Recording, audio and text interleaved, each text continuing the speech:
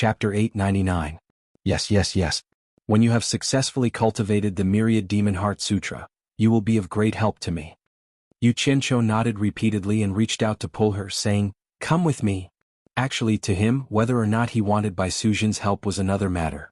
The key was that he hoped that Bai Suzhen's own cultivation would be higher and stronger. The affairs of the world were unpredictable and no one knew what would happen in the future. If she encountered any danger, she would be able to protect herself. Secondly, it was too worrying to let someone else cultivate a treasure like the Myriad Demon Heart Sutra. If Bai Suzhen cultivated it, he would be at ease and feel that it was no different from cultivating it himself. Bai Suzhen smiled knowingly at his words and did not point it out. She reached out her hand and let Xianxia hold it. The two of them disappeared together. When they reappeared, a spacious, bright, and unique room made Bai Suzhen's eyes flicker endlessly. The room was a suite of rooms with clean white jade floors. There were a few rattan chairs in the living room. It was spacious and bright, and other than that there were no other furnishings. Bai Suzhen looked at Xianxia with a puzzled expression. Xianxia immediately smiled and explained, "This is the World Commerce Association. This room is the room I live in. There are no furnishings in the room. It's too simple."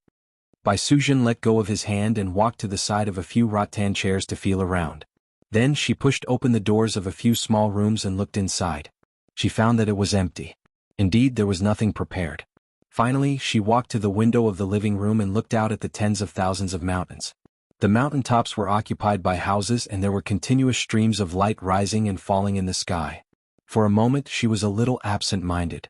She murmured as if she was talking in a dream, "Is this the legendary immortal realm?"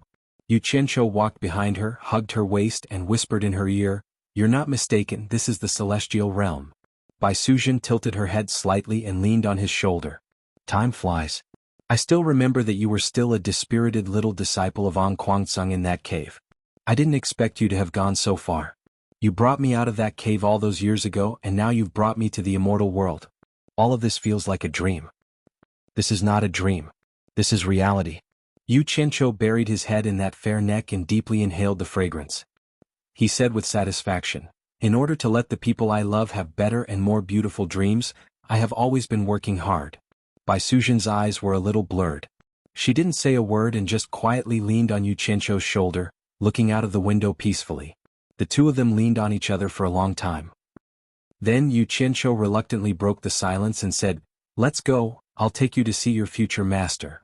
"Okay." Bai Suzhen turned around with a peaceful face. Xianxia took her hand and led her outside.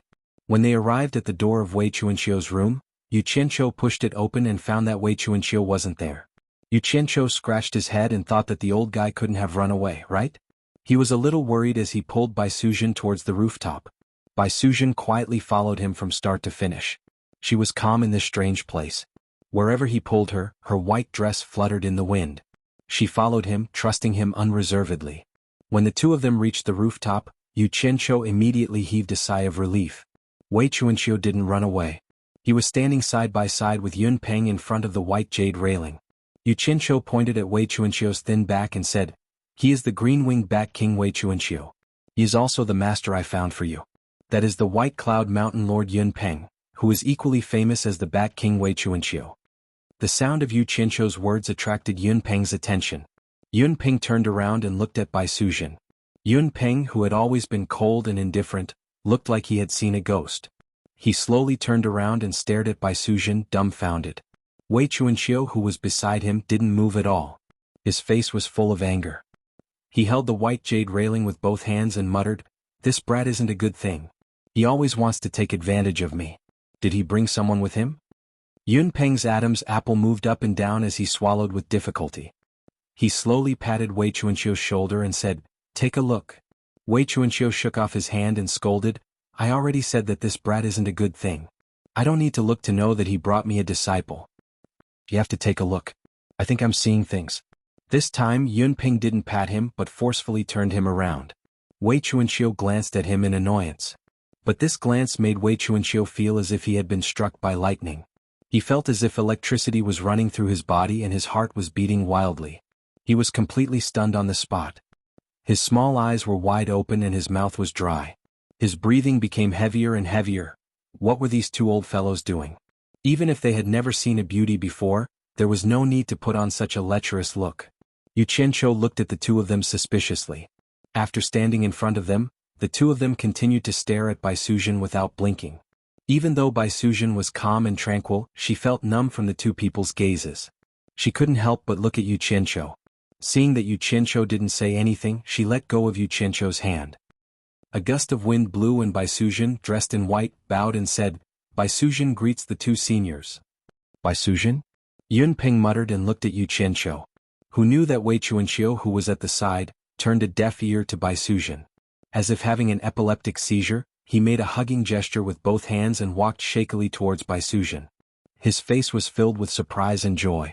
He panted and said, Xiao, is that you? Is it really you? Father thought you. Why have you been hiding from Father? I know you're angry at Father. It's all Father's fault. I shouldn't have left you two mother and daughter alone. Bai Suzhen was confused by him. She looked at Yu Qianqiu with a puzzled expression as if asking, "Is this the master you found for me?" Yu Qianqiu raised his eyebrows and narrowed his eyes. He stared at Wei Chuanqiu, who was walking over shakily, to see what he was up to. However, Wei Chuanqiu's next action immediately made him angry.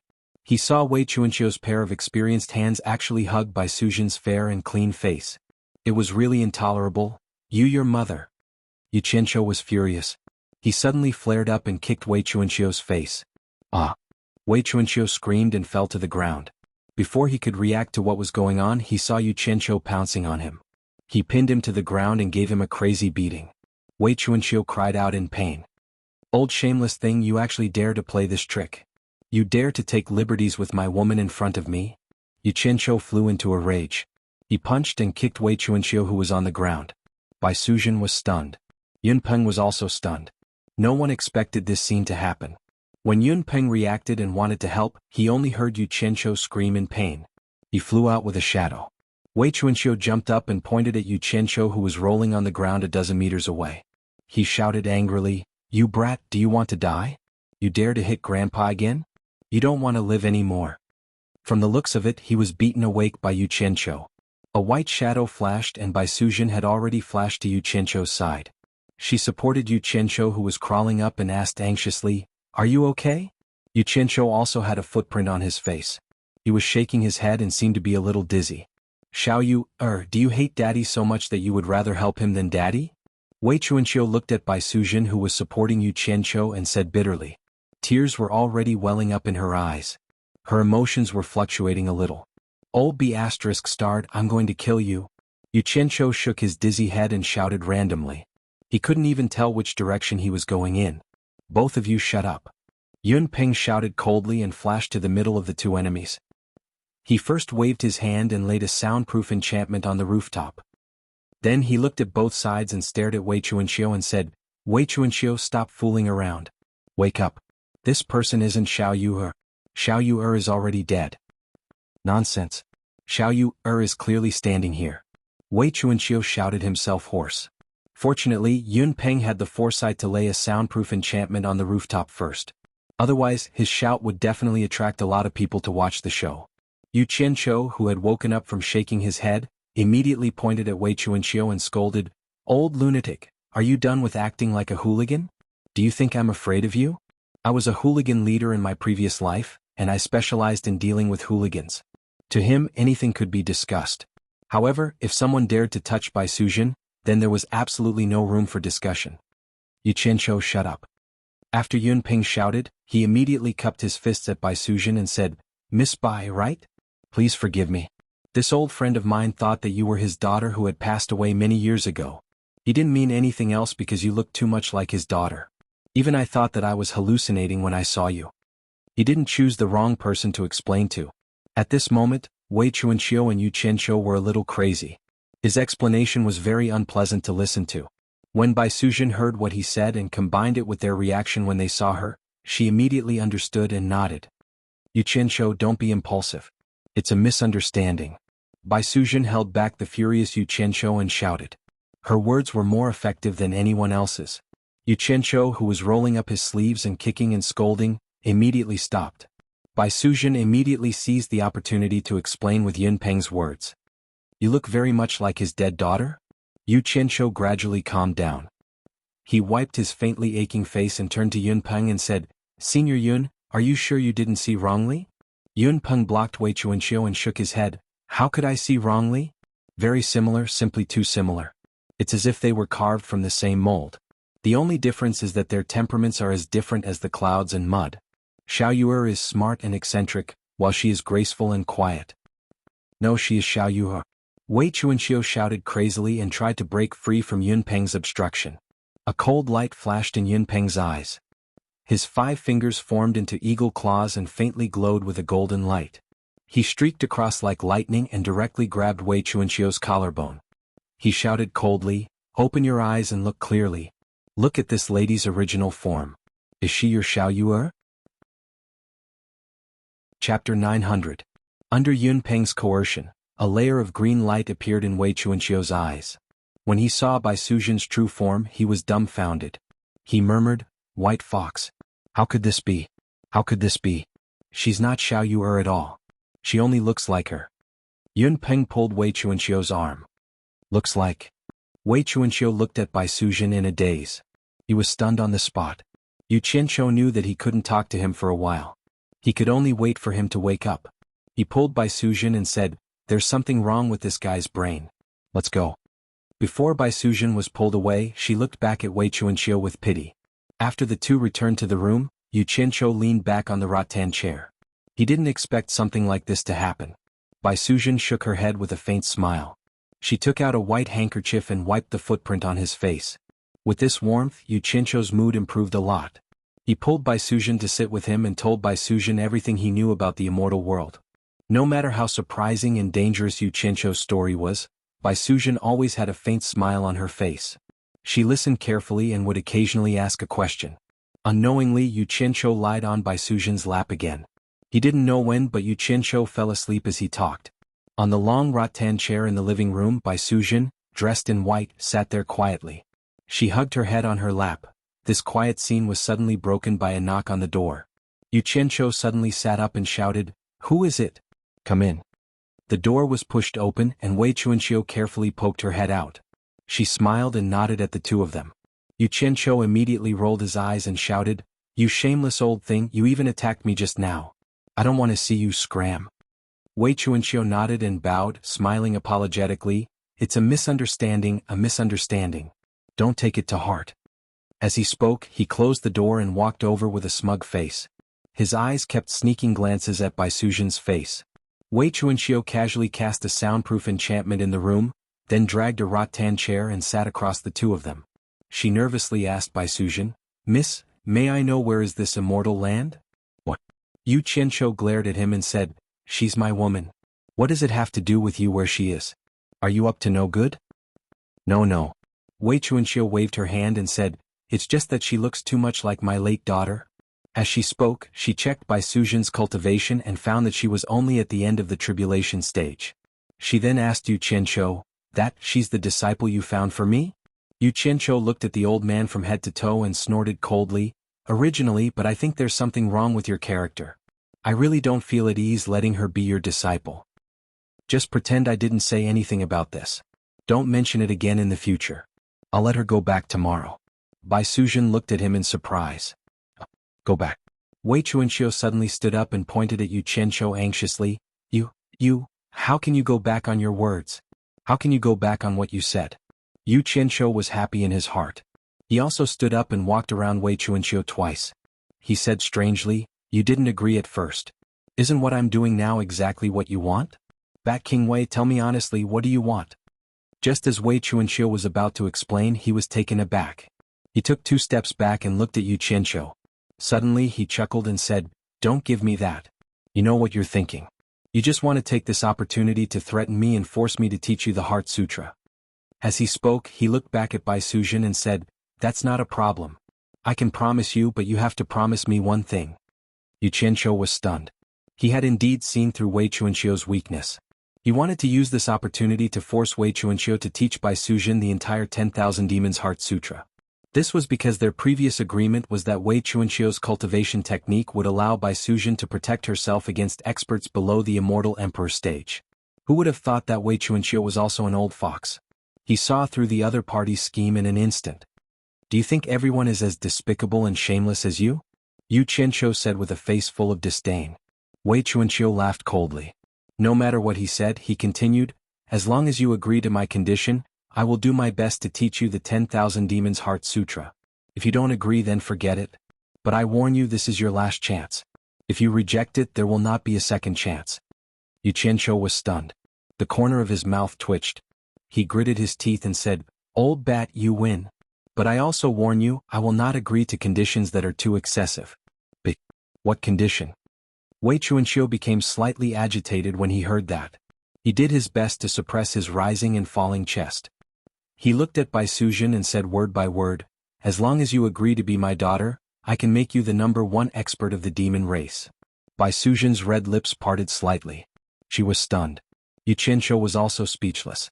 He did not expect Wei Chuanqiu to make such a request. The room immediately became quiet. Wei Chuanqiu said anxiously, Why? Can't you agree? Bai Suzhen was at a loss. She looked at Yu Qianqiu for help. Yu Qianqiu scratched his head helplessly. This request could be said to be excessive, but it could also be said to be not excessive. It all depended on what the person involved thought. He coughed awkwardly and said, Bat King Wei, I understand your feelings. But this kind of thing cannot be forced. He turned to look at Bai Suzhen and said, You decide for yourself. Don't force it.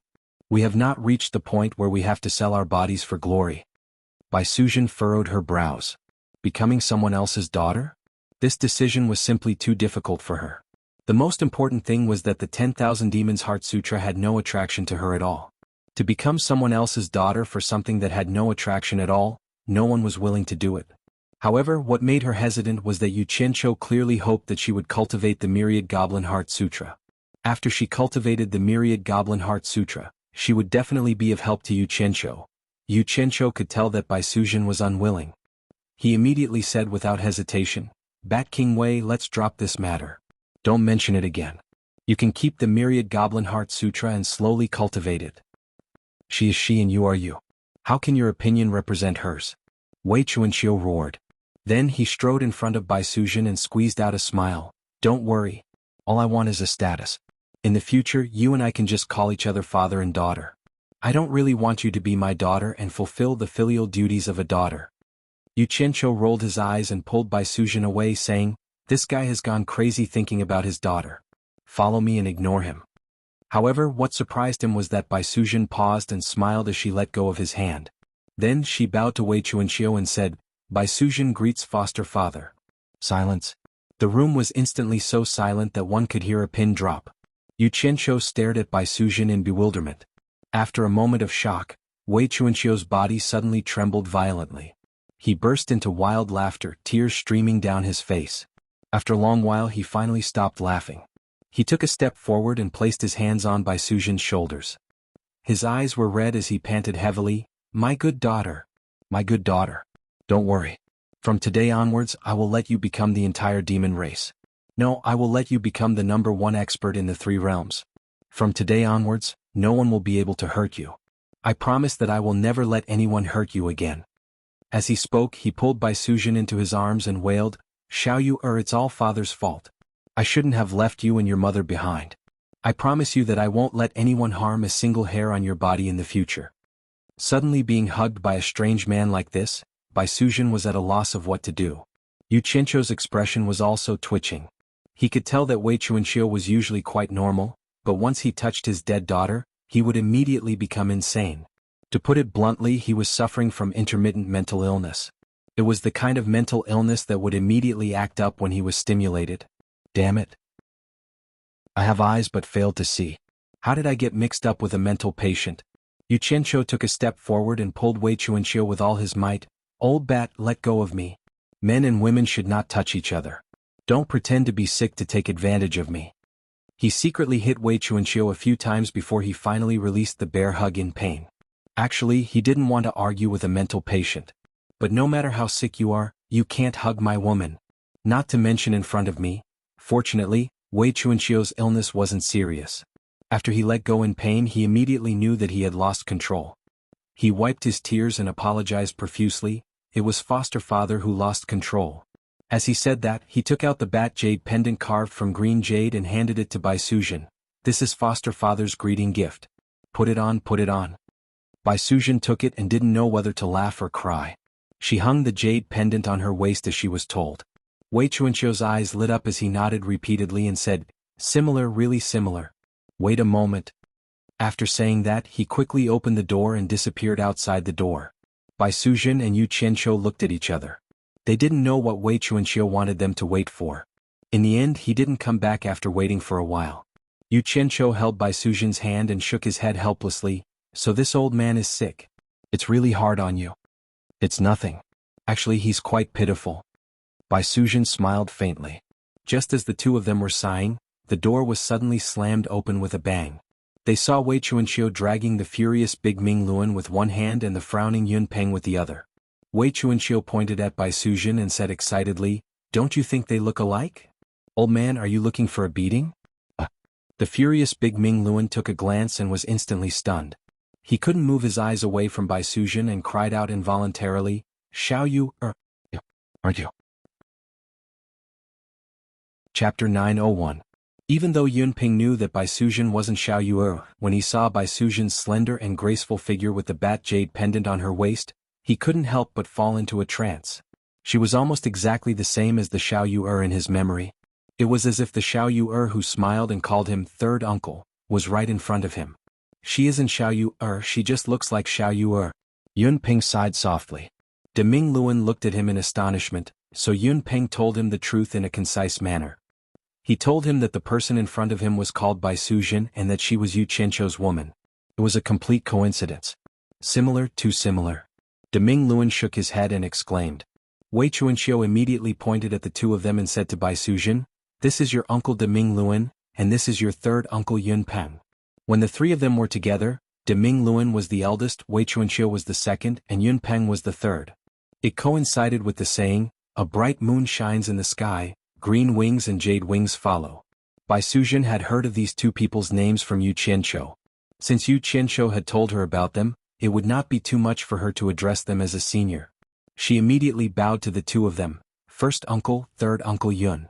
De Ming Luan and Yun Peng both inhaled a breath of cold air. They hadn't heard such a familiar form of address for many years.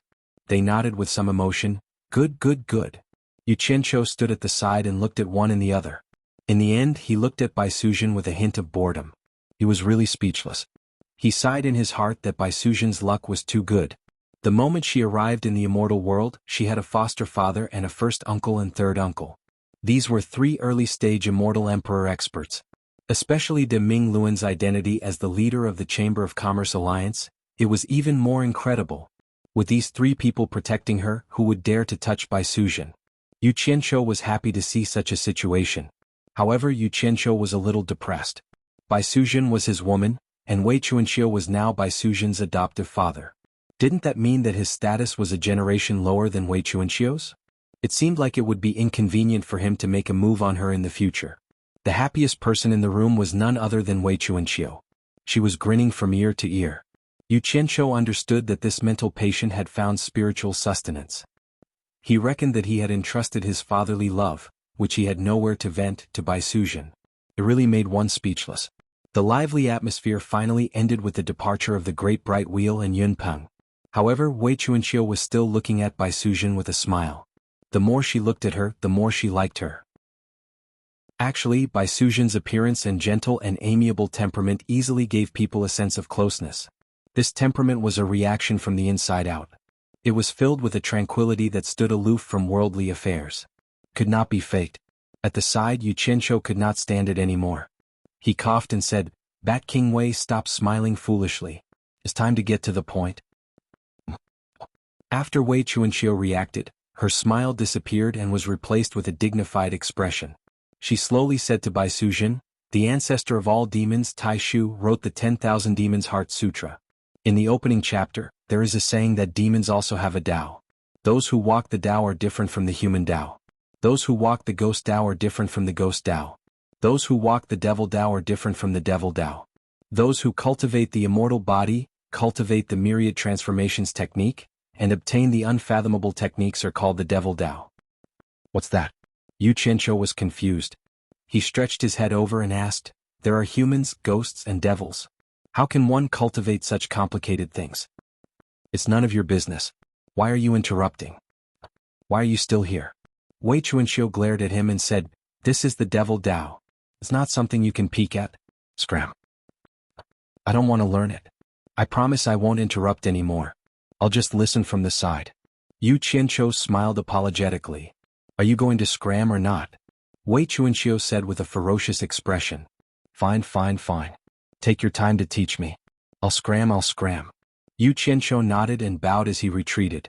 He was purely curious. Actually, he had no intention of secretly learning it. Moreover, this devil Dao was not something he could cultivate. Moreover, it was Bai Suzhen who was learning it. In order not to affect Bai Suzhen, he could only obediently scram.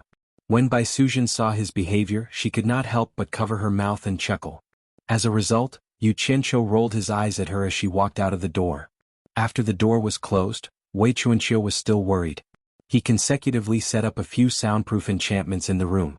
Then he walked back and said, "Although I have studied this 1000 Devil Heart Sutra for a long time, I have never cultivated it due to other reasons.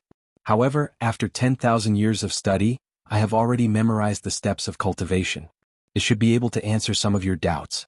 So I can only impart it to you. As for the cultivation, you still have to rely on yourself. We'll do it step by step. Let's start from the first scroll. Sit down and listen to me slowly." Wei Chuanqiu waved his sleeves. The rattan chairs in the living room moved to the side of the wall. The two of them sat cross-legged. When both of them had calmed down, Wei Chuanqiu began to slowly explain the 1000 Devil Heart Sutra. Yu Qianqiu, who was standing outside the door, looked around for a while. He could not help but look inside through the crack in the door. He really wanted to see what was so special about this grimoire that was left behind by an expert who could be mentioned in the same breath as the devil god. Unfortunately, the two of them sat cross-legged on the floor and listened for a long time. However, they could not hear a single sound. They could not help but fling their sleeves and leave resentfully. The cultivation world and the human world had already calmed down. Due to the strong restrictions of the lords of the various countries all withdrew their disciples and strictly ordered them not to go out and cause trouble. They could only concentrate on cultivating in their sections. In the Chinese cultivation world, the Green sect and the Hong sect, the two big sects, passed down Yu Qianqiu's decree and forcefully interfered. This also forced everyone to stop fighting with the various countries. At this point, the whole cultivation world and the human world had entered an unprecedented peace. Due to the absence of the cultivation world's interference, China's new aristocratic Shi dynasty also began to fearlessly rectify the people's lives. China, which had been plunged into the flames of war, entered a state of recuperation. Corvée labor was reduced, taxes were reduced, and the people happily welcomed the new dynasty. Deep in the wilderness of China, on the main peak of the undulating mountain range, there was a majestic building complex. This was the #1 sect of the Devil Dao, the 10,000 demons. In the old forest behind the majestic building, there was a lonely house built against the mountain. This was the place where the previous leader of the 10,000 demons, Yan Wuchen, cultivated. A gust of autumn wind blew, and the yellow leaves on the treetops fluttered into the courtyard. A young disciple of the 10,000 demons, who had been in charge of serving the previous leader, was sweeping the fallen leaves in the courtyard with a large broom. The sound of the sweeping echoed in the quiet courtyard. Yan Wuchen, who was dressed in black, stood on the steps of the house. His white hair danced slightly in the autumn wind.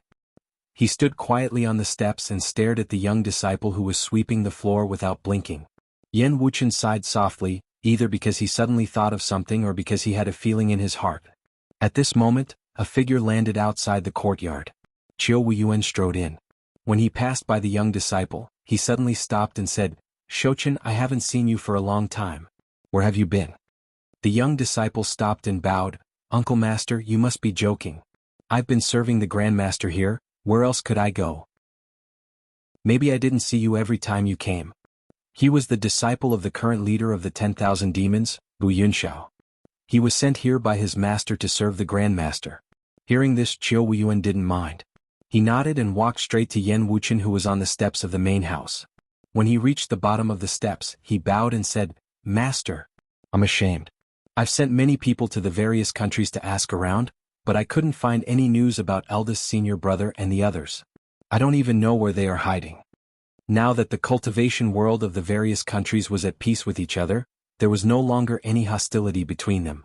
This gave Qiu Wuyuan the opportunity to send people to find out about Yan Bugui and his sons. If it was in the past, the Chinese cultivation world wouldn't have dared to walk around the various countries.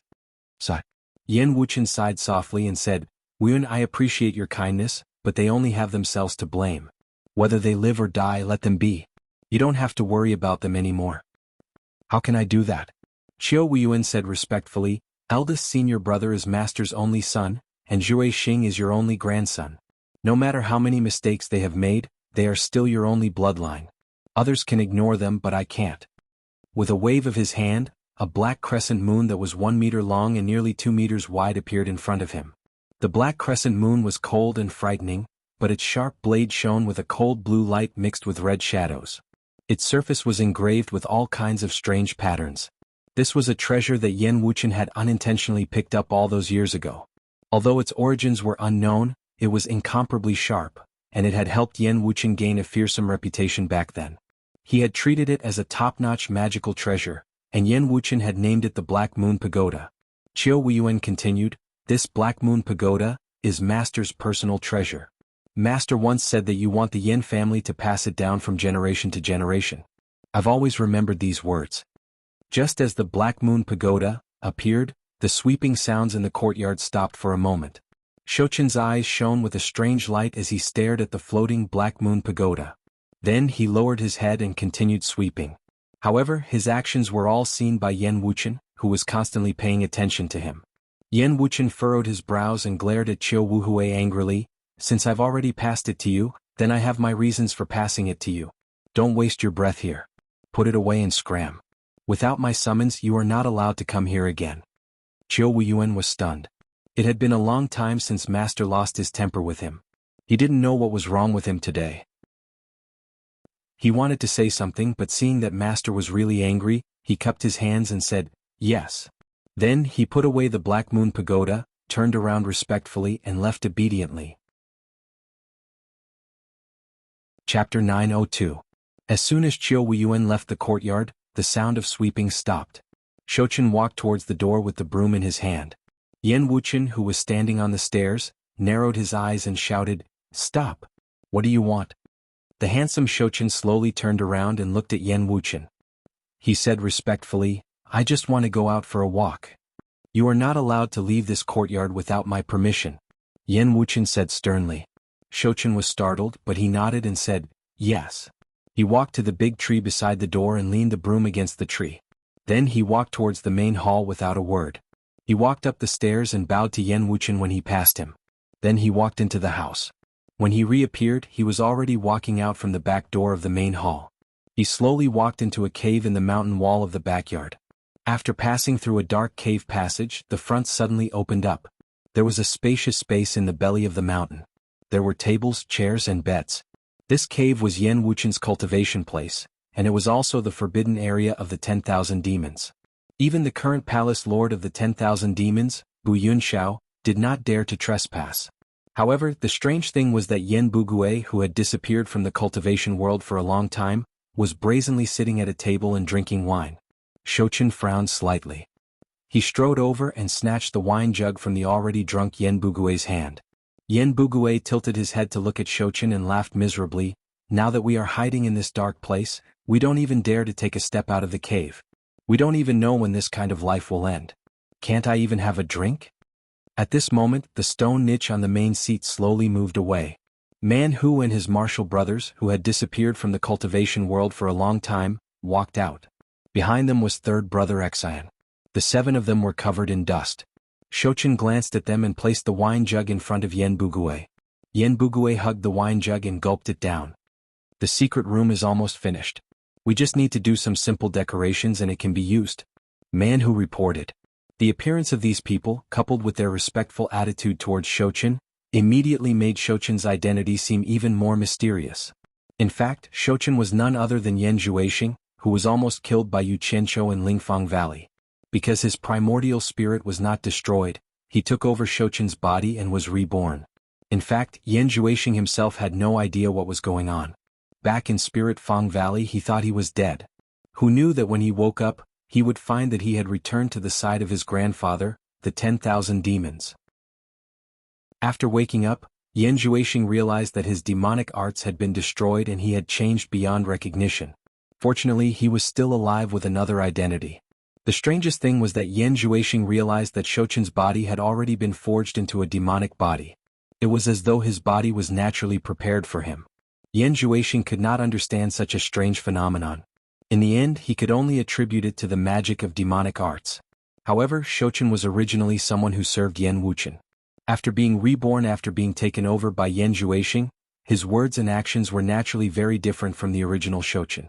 It was impossible to hide from Yan Wuchen's eyes. After a slight contact, Yan Wuchen immediately noticed something suspicious. Yan Zhuoxing did not hide anything. He still needed Yan Wuchen's help if he wanted to recover, so he told Yan Wuchen the truth in full detail. Yan Wuchen was shocked when he learned about this. He did not expect such an unbelievable thing to happen. Although Yan Zhuoxing had become a rat that everyone wanted to kill in the cultivation world, Yan Zhuoxing was his grandson after all. He could not bring himself to kill him, so he could only take him in quietly.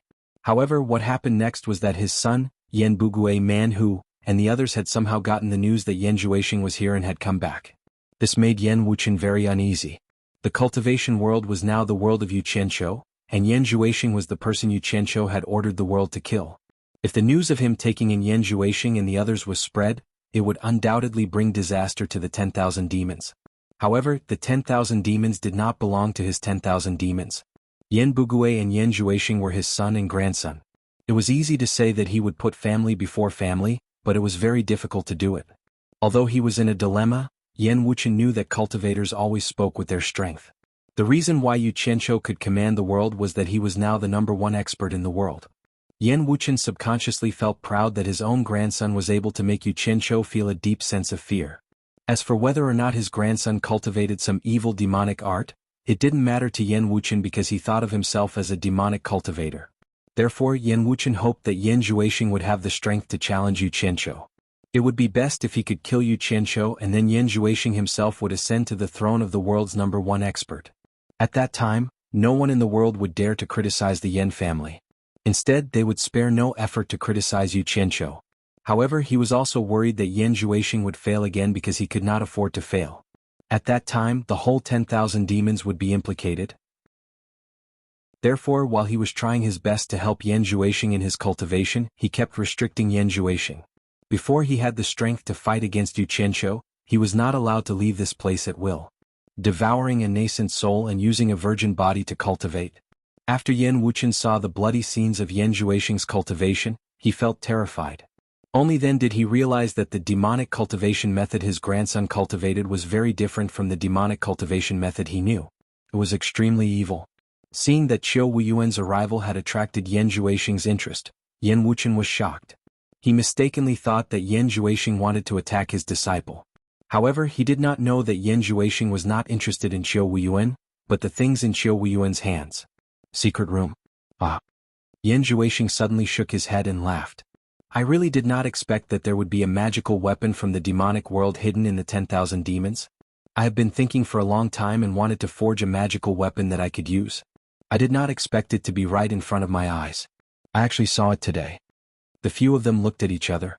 Manhu asked suspiciously, there is a magical weapon from the demonic world hidden in the 10,000 demons? How is that possible?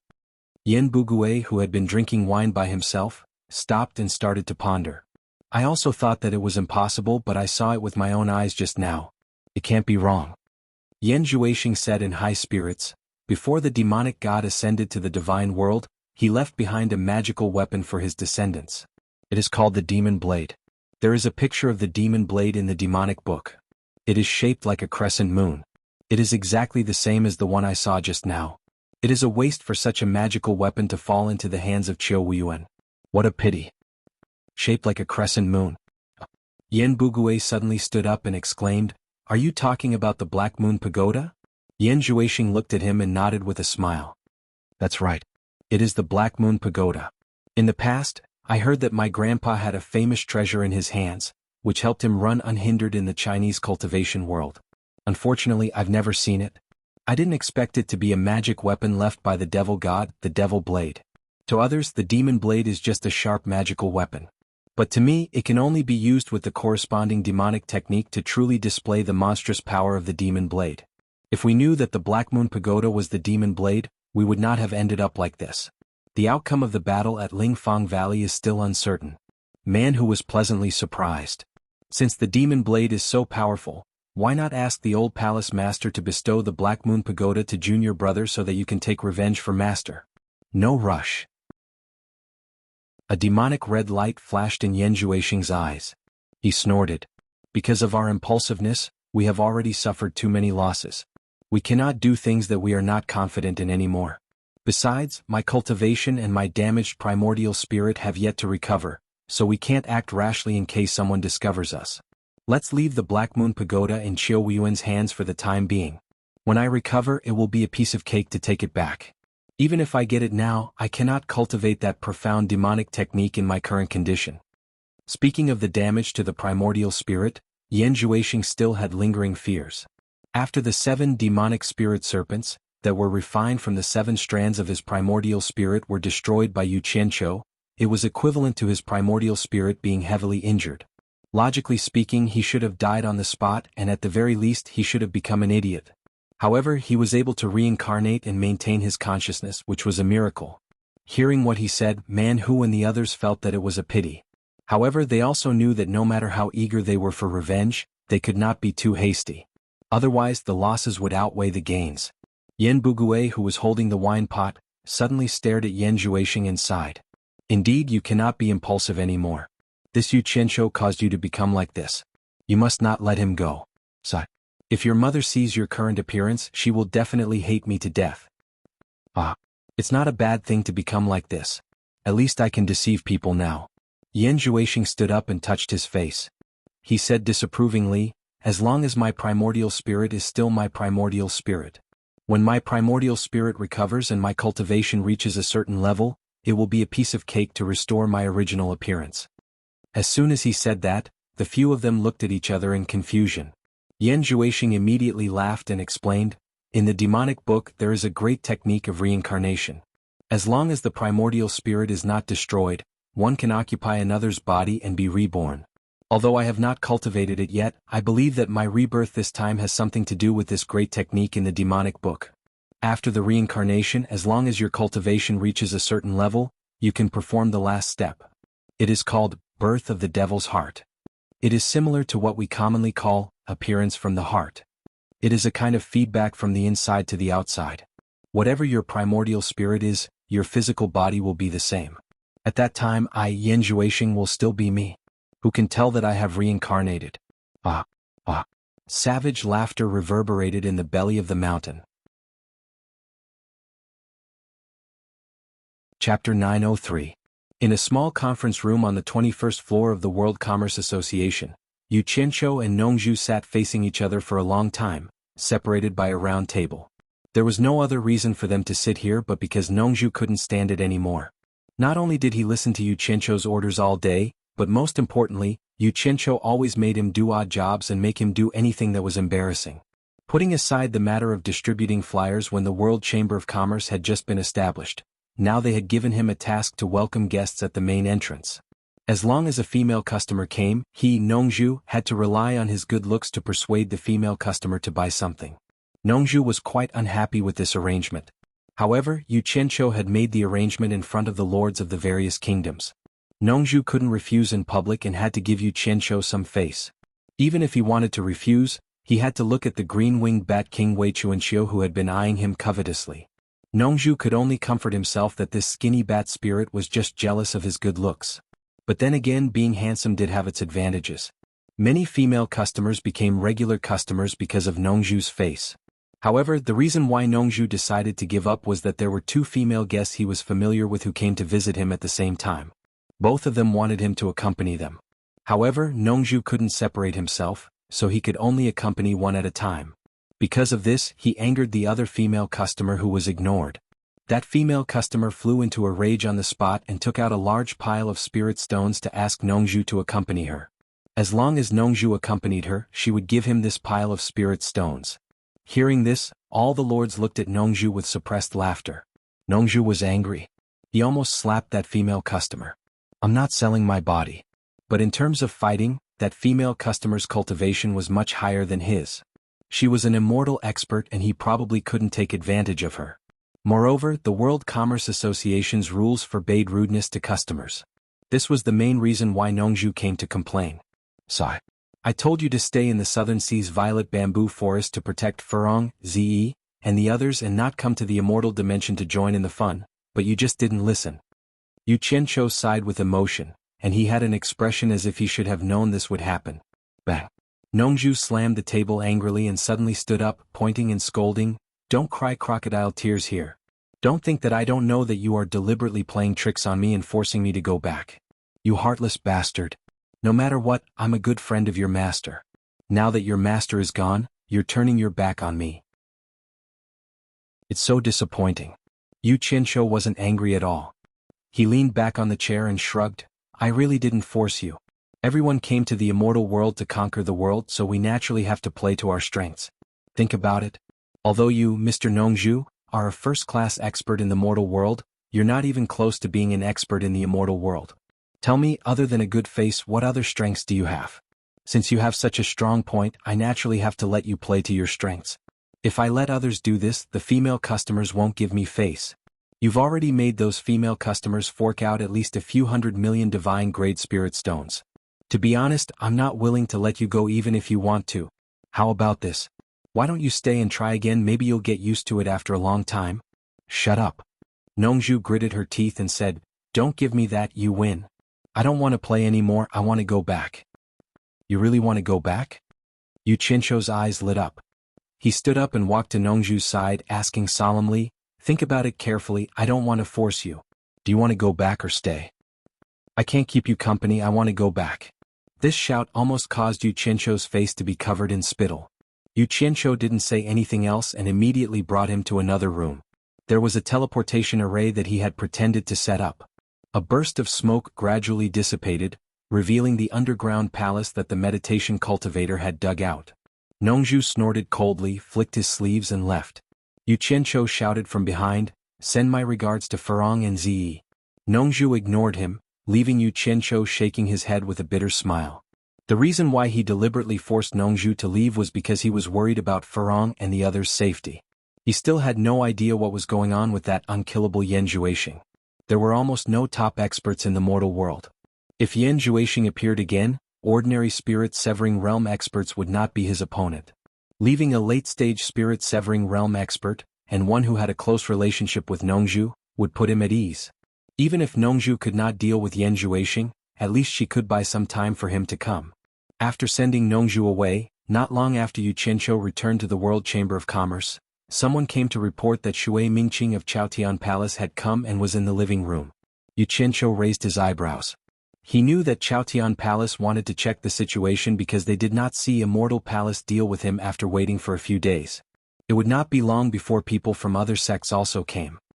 He sneered and said, "If people from other sects come to find me, just say that I am not here." The lord in charge of running errands immediately took the order and left. As soon as Yu Qianqiu arrived at the living room on the 6th floor, Shui Mingqing strode over, cupped his hands and apologized, "Brother Yu, I'm really sorry I can't come out." He immediately told the reason, and it was similar to what Wan Ling had told him.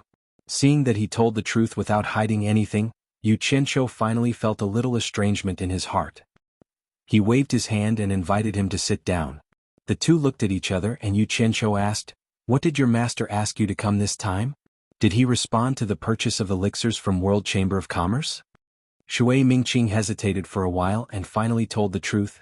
"Actually, this time my master mainly asked me to ask you whether people from Immortal Palace came to find you. As for the purchase of elixirs, my master said that your World Chamber of Commerce has caused too much trouble. Not to mention Immortal Palace, even Heartless Palace will not let you go. There is no way to cooperate with you at all. In the short term, Chaotian Palace will not consider cooperating with you. He said that if you ask about this, don't say anything definite. Just say that you are still waiting for the sect's reply, and he can't make the decision." Damn it. When Yu Qianqiu heard this, he kicked over the rattan chair on the side and sneered in his heart. He now saw clearly that in the case of unequal strength, he was not even qualified to cooperate with others on an equal footing. He was completely snubbed by others and they did not treat him seriously. It seemed that he had no choice but to play hard. Seeing that he was angry, Shui Mingqing immediately comforted him. Actually, you don't have to be angry. My master did this because he doesn't want to take responsibility. If you really want to purchase elixirs, there is a way. What way? Yu Qianqiu asked casually with a lack of interest.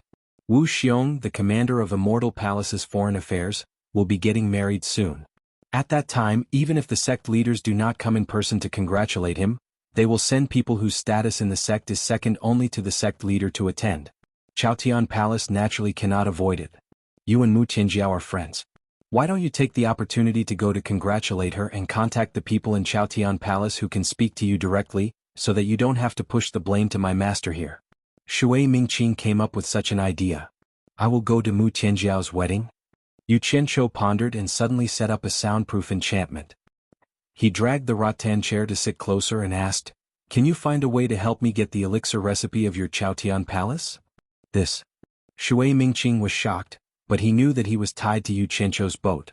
He couldn't help but smile bitterly. It's not difficult to get some ordinary elixir recipes that the disciples in the sect use to practice. But that kind of elixir recipe doesn't seem to be a secret in the immortal world. You can also ask about it elsewhere. I think the elixir recipe you want is not such an ordinary elixir recipe. Yu Qianqiu chuckled, sat up straight and said, "To tell you the truth, we are brothers, so I have nothing to hide from you. I originally wanted to purchase elixirs from your Chaotian Palace through normal channels, but your Chaotian Palace simply disdains to earn our little money. Since that's the case, there is nothing more to say.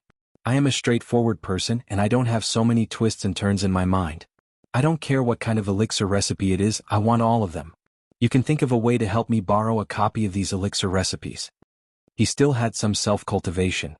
Although to put it bluntly, he still used the word borrow in a roundabout way, so that it wouldn't sound too bad to say steal. Shui Mingqing was so shocked that he jumped up and waved his hand repeatedly. "This is impossible. I haven't even broken through to the immortal realm, and I don't even have the qualification to enter the scripture-seeking pavilion. How can I steal all the elixir recipes? What's more, the real top elixir recipes are carried by my sect leader. I can't even get close to him, so how can I steal things from him?" "No hurry, don't worry. I'm not even in a hurry, so why are you in a hurry? Sit down and talk slowly." Yu Qianqiu waved his hand to comfort him. He knew that he was a little too hasty, but there was no other way. He still had a large group of brothers waiting behind him. "How can I not be anxious? Brother Yu, this is too dangerous. Don't scare me. I really can't do anything," Shui Mingqing said with a bitter smile. "There is always a way to solve things. Aren't we discussing it?" Yu Qianqiu coughed and said with a smile, "Is your scripture-seeking pavilion the place where elixir recipes are kept? Not only elixir recipes but also the various cultivation techniques of my Chaotian Palace."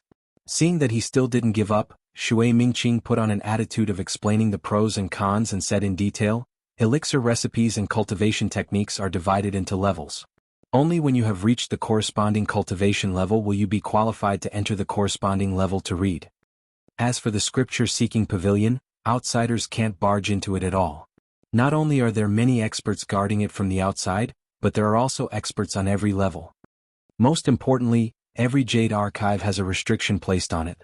It can't be duplicated, and it can't be taken out of the scripture-seeking pavilion. Otherwise, the contents of the Jade archive will immediately self-destruct, and you won't be able to get anything out of it. Furthermore, the guards will be alerted the moment the Jade archive self-destructs. Think about it, under such strict protection, who can steal it?" Chapter 904. Hearing this, Yu Qianqiu's first reaction was that it was a bit like supporting Immortal Island back then, but presumably the sutra depository of supporting Immortal Island would be more tightly guarded. However, Yu Qianqiu didn't think much of it. With his own means, he could get the sutra depository of supporting Immortal Island back then. Now, Chaotian Palace might not be an iron bucket. As the saying goes, there's always a loophole in 100 secrets. He could study it carefully. After some thought, Yu Qianqiu asked slowly, "You just said that the top pill recipes of Chaotian Palace are with your sect leader. What kind of pill recipes are they? You still don't give up?" Shui Mingqing paused and said, "That's right, the sect leader carries them with him. It said that those pill recipes refine golden pills that seize the fortune of heaven and earth and have extraordinary effects. However, it's useless even if you have the pill recipes because the immortal herbs used to refine golden pills are hard to come by. It's rare to gather all the immortal herbs on the pill recipe and start refining. Brother, you don't think about these golden pill recipes anymore. Our sect leader's cultivation is profound. It's impossible to get the pill recipes from him. Xianxia nodded slightly and didn't say anything. He knew this. Most of the top sect leaders in the celestial world had reached the intermediate stage of celestial emperor. Even if they hadn't reached it yet, they weren't far from it. It was difficult to get close to them, let alone steal their things. Unless you had the ability to kill them or they were willing to hand it over, it would be possible. However, these two situations were unlikely to happen. While the two of them were talking, Du Feng and Hui Yunlong had already come to visit Xianxia on the first floor of the World Chamber of Commerce. However, the two of them were speechless when they were told that Xianxia wasn't at the World Chamber of Commerce. They didn't know where he had gone and the date of his return was uncertain. Helpless, the two could only go back. What conditions do you have to meet to enter the sutra depository? Xianxia asked with concern. Shui Mingqing's scalp went numb from his questions and with a bitter expression he said, I really can't go in unless my cultivation breaks through the soul formation stage and reaches the immortal realm. But even then, the pill recipes I can come into contact with are only ordinary pill recipes. Xianxia replied with an "oh," and asked again, is the geography of the sutra-seeking pavilion very complicated? I don't know, I haven't seen it with my own eyes. Shui Mingqing asked weakly, Brother, you won't really let me go in and steal it, right? Even if you beat me to death, I won't be able to get in. Hehe. If you can't get it, then forget it. How can I force you? By the way, when are you going back to Chaotian Palace? Xianxia asked with a smile. Hearing this, Shui Mingqing immediately heaved a sigh of relief and said with a smile, I guess I'll have to wait a few more days. If the Immortal Palace really doesn't pursue this matter, I'm going back. I see. Xianxia nodded in understanding. Then he reached into his signature storage bag and searched for a while. He grimaced in pain and frowned. He took out a golden Buddha the size of a palm and handed it to Shui Mingqing. This is for you.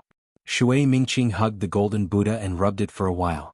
He found that it was just an ordinary golden sculpture. Except for the strange shape, there was nothing special about it. He asked suspiciously, Bald? What kind of shape is this? Why did brother you give me this? Xianxia laughed and said, after you bring this back, put it in your living room. It can help you turn bad luck into good luck and ward off evil spirits. Just take it as a gift from me. Shui Mingqing was stunned. He couldn't help but hold the golden Buddha and carefully search it again. In the end, he still couldn't find anything special about it.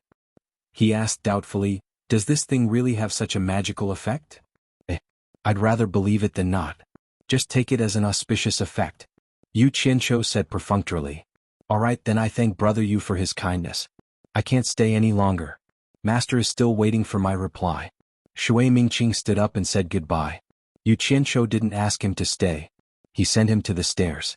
Looking at Shui Mingqing who was going downstairs, he didn't forget to wave his hand and said, Brother Shui, don't forget to put that thing in your living room. You must remember. It can ward off evil spirits and ward off disasters. Shui Mingqing raised his head and looked at him affectionately. He was so touched that he couldn't speak. He just pursed his lips and cupped his hands at Xianxia, then resolutely went downstairs. After watching Shui Mingqing disappear downstairs, Xianxia pulled out his right hand from behind his back. A trace of pain flashed across his face. There was a small cut on the tip of his index finger, and there was still a trace of blood that hadn't dried yet. Then he sucked on it and muttered as he walked back, What an idiot! Wouldn't it be over if he just wrapped a small silver ball in it? He wasn't scolding anyone but himself. This was because the golden Buddha statue he gave to Shui Mingqing contained a drop of his blood essence. After Shui Mingqing left the World Commerce Association, he didn't return to the Skyward Palace branch. Instead, he went directly to the Wangu Tong branch. In the side hall, someone led him in. Not only was his Master Ya there, but Du Kairen, Huo Lianqing and the others were also present. Du Feng and Hui Yunlong, who were previously rejected at the World Commerce Association, were also present. Wan Ling was a girl, so she was quiet at this moment. She stood alone at the side. She didn't stand with the old or the young. She just quietly listened to their discussion. Wan Gi glanced at her from time to time. He didn't participate in the conversation with Du Kairen and the others. When they saw Shui Mingqing come in, they all looked over. Master Ya impatiently asked, Mingqing, did you see Xianxia? Shui Mingqing was stunned. He didn't know why his master would ask this. Wasn't he going to see Xianxia? Of course he saw him. He didn't know that not long after he was sent by Master Ye, Du Kairen and Hua Lianqing also sent their sons to find out what was going on. Who knew that they would be rejected by Yu Qianshou? Shui Mingqing bowed and said, I saw him. The two of us just chatted for a while. After hearing this, Master Ye looked at the others with a proud expression. His disciple was indeed well connected. He was better than most people when it came to interpersonal relationships. At the very least, he was better than Du Kairen and Hua Lianqing's sons. Their sons were also friends with Yu Qianshou, but they didn't even see him. Du Kairen and Hua Lianqing looked at each other and couldn't help but let out a cold snort. Du Kairen sneered and said, It seems that Yu Qianshou was rejected by us last time, so he immediately returned the favor. He's quite bold. He really thinks he's someone. Shui Mingqing was puzzled, but he couldn't say anything. Du Feng's expression was a bit awkward. Yu Qianshou made him lose face, which made his father angry. Wei Yunlong felt the same. The two cousins looked at each other and didn't say anything. On the contrary, Wang Yi laughed and said, He's quite bold, otherwise he wouldn't have provoked the Heartless Palace. There was a hint of mockery in his words, as if he wasn't afraid of the Heartless Palace, so why would he be afraid of the spirit cultivation sect? Master Ye also laughed and waved his hand, then he asked Shui Mingqing, What did Yu Qianshou say? Did the people from the Immortal Palace not cause trouble for him? Shui Mingqing replied, This disciple asked him about this matter, and he said that there was nothing going on. This disciple was thinking too much and worried about nothing. Master Ye frowned and said, This is strange. Normally, it is impossible for the Immortal Palace to not do anything about this matter. It seems that this Yu Qianshou is quite capable. He can even resolve this matter. No matter how capable he is, he can't do anything to the Immortal Palace. Du Kairen snorted and said, A bright moon shines in the sky, accompanied by green and jade wings. Brother Ye, don't forget that the Great Bright Will has a close relationship with Wei Chuanxiu and Yunpeng. If I'm not wrong, the reason why Yu Qianshou could safely pass this time is probably because the Great Bright Will helped him out of respect for Wei Chuanxiu and Yunpeng. Otherwise, I'm afraid the Immortal Palace wouldn't even need to respond. The Great Bright Wheel would deal with it first. Master Ye nodded slightly, then he shook his head and said, The Immortal Emperor is very afraid of the Myriad Swords Demon Monarch, so how can the Great Bright Wheel help in this matter? I reckon that without the Immortal Emperor's approval, the Great Bright Wheel wouldn't dare to make a decision. The moment these words came out, everyone was even more confused, but they couldn't figure out the reason no matter how they thought about it. Only Wan Ling, who was at the side, had a faint smile on her face. She thought that she was the one who knew the reason the best, and she was even more certain that Yu Qianshou was the Immortal Emperor's trusted spy. And when Wang Yi, who was paying attention to her from time to time, saw that smile, his heart couldn't help but tremble slightly. He remembered that when Yu Qianshou looked for him to be a referral, it ended up alarming Wan Bushing. He still remembered Wan Bushing's words clearly. Wan Bushing once said, Try not to provoke him in the future. This person has a very deep background. In addition, Wan Bushing and Wan Ling didn't take this matter seriously. It seemed that they had long guessed that nothing would happen to Yu Qianshou, and sure enough, nothing happened to Yu Qianshou. Thinking of this, a thought flashed through Wang Yi's mind. There was no need to say anything. This Yu Qianshou's background was the Immortal Palace. Other than this explanation, there was no other reason. After a moment of silence, Wang Yi laughed and said, Since you can't figure it out, then don't think about it. Anyway, it's a good thing that everyone is fine. Why don't we talk about something else? In a few days, it will be the wedding of the Immortal Palace's External Affairs Commander, Wuxian. I think it will be an unprecedented grand occasion. I wonder who your sects will send to congratulate him? The few of them looked at each other speechlessly. How could they be in the mood to talk about this with him? Since the matter with Yu Qianshou was over, they should immediately report it to the sects so that they wouldn't worry. Du Kairen took the lead and said, I still have something to do, so I'll take my leave first. With him taking the lead, Hua Lianqing and Master Ye also took their leave. In the blink of an eye, only Wang Yi and Wan Ling were left in the room. At this time, Yu Qianshou of the World Chamber of Commerce had just received 2 golden wedding invitations. They were signed by Wu Xiong and Mu Qianjiao, inviting him to attend their wedding ceremony at the Paradise Wonderland. In layman's terms, it was to go to the wedding banquet. But there was also a wedding invitation for Lu Yanqing, which surprised Yu Qianshou. He didn't expect that 2 women would have feelings for each other after fooling around in a room for a night. Chapter 905. In the living room on the 6th floor, Yu Qianshou stood quietly in front of the transparent crystal window and looked out. When he heard something behind him, he looked back and saw that it was Lu Yanqing. He immediately smiled and said, "Lu, Beauty Lu is here." When he called her face to face, he found that he didn't know what to call her. It was obviously inappropriate to call her Senior Lu, and it felt a little weird to call her by her name directly, although he was qualified to do so now. Therefore he continued to use his comical style, praising him in passing. Hearing this title, Lu Yanqing's unhurried steps paused slightly. She looked at Yu Qianqiu with a complicated expression. Back then, the little cultivator who did not dare to overstep in front of her had now made all the experts in the world unable to catch up. She couldn't help but marvel at Bai Changchun's unique vision. He chose such an unscrupulous disciple, but he could take all the masters in the world under his command. There was a little taste of the students surpassing the master. The torture envoy of the demon region continued the legend of invincibility in the world. She just paused for a moment, then walked up to him and asked with a trace of doubt, "What can I do for you?" Yu Qianqiu's hand behind his back shone. He took out one of the 2 golden invitations and handed it to her, saying, "This is the wedding invitation from Mu Tianjiao." Looking at the pair of slender white fingers that took the invitation, he couldn't help but sigh slightly in his heart. She deserved to be the most beautiful woman in the world. After Lu Yanqing opened it and read it quietly, she looked a little stunned. Obviously, she didn't expect that she would send an invitation to herself after just one night with Mu Tianjiao. She looked up at the other invitation in Yu Qianqiu's hand and asked lightly, "Can I go?" Yu Qianqiu waved the invitation in his hand and said with a smile, "This is an invitation from Wuxiong Lianming, the commander of foreign affairs in the Immortal Palace. Do I dare to stop you? Go with me tomorrow." Lu Yanqing gently bit her lips and nodded. Then she looked at Yu Qianqiu and asked, "I haven't seen Nongzhu for a long time. Has he returned to the human world?" He was the one who wanted to go back. He couldn't let go of Zi, Yu Qianqiu said casually. He naturally wouldn't say that he was the one who forced him to go back. "If there's nothing else, I'll go back," Lu Yanqing said with a bitter smile. "Wait," Yu Qianqiu called out to her. Lu Yanqing stopped and looked at him. He scratched his head in distress and said, "We can't go empty-handed to drink other people's wedding wine." He had to bring some congratulatory gifts. But now his identity is different. If the gift is too small, he won't be able to accept it. If the gift is too big, he doesn't care about that.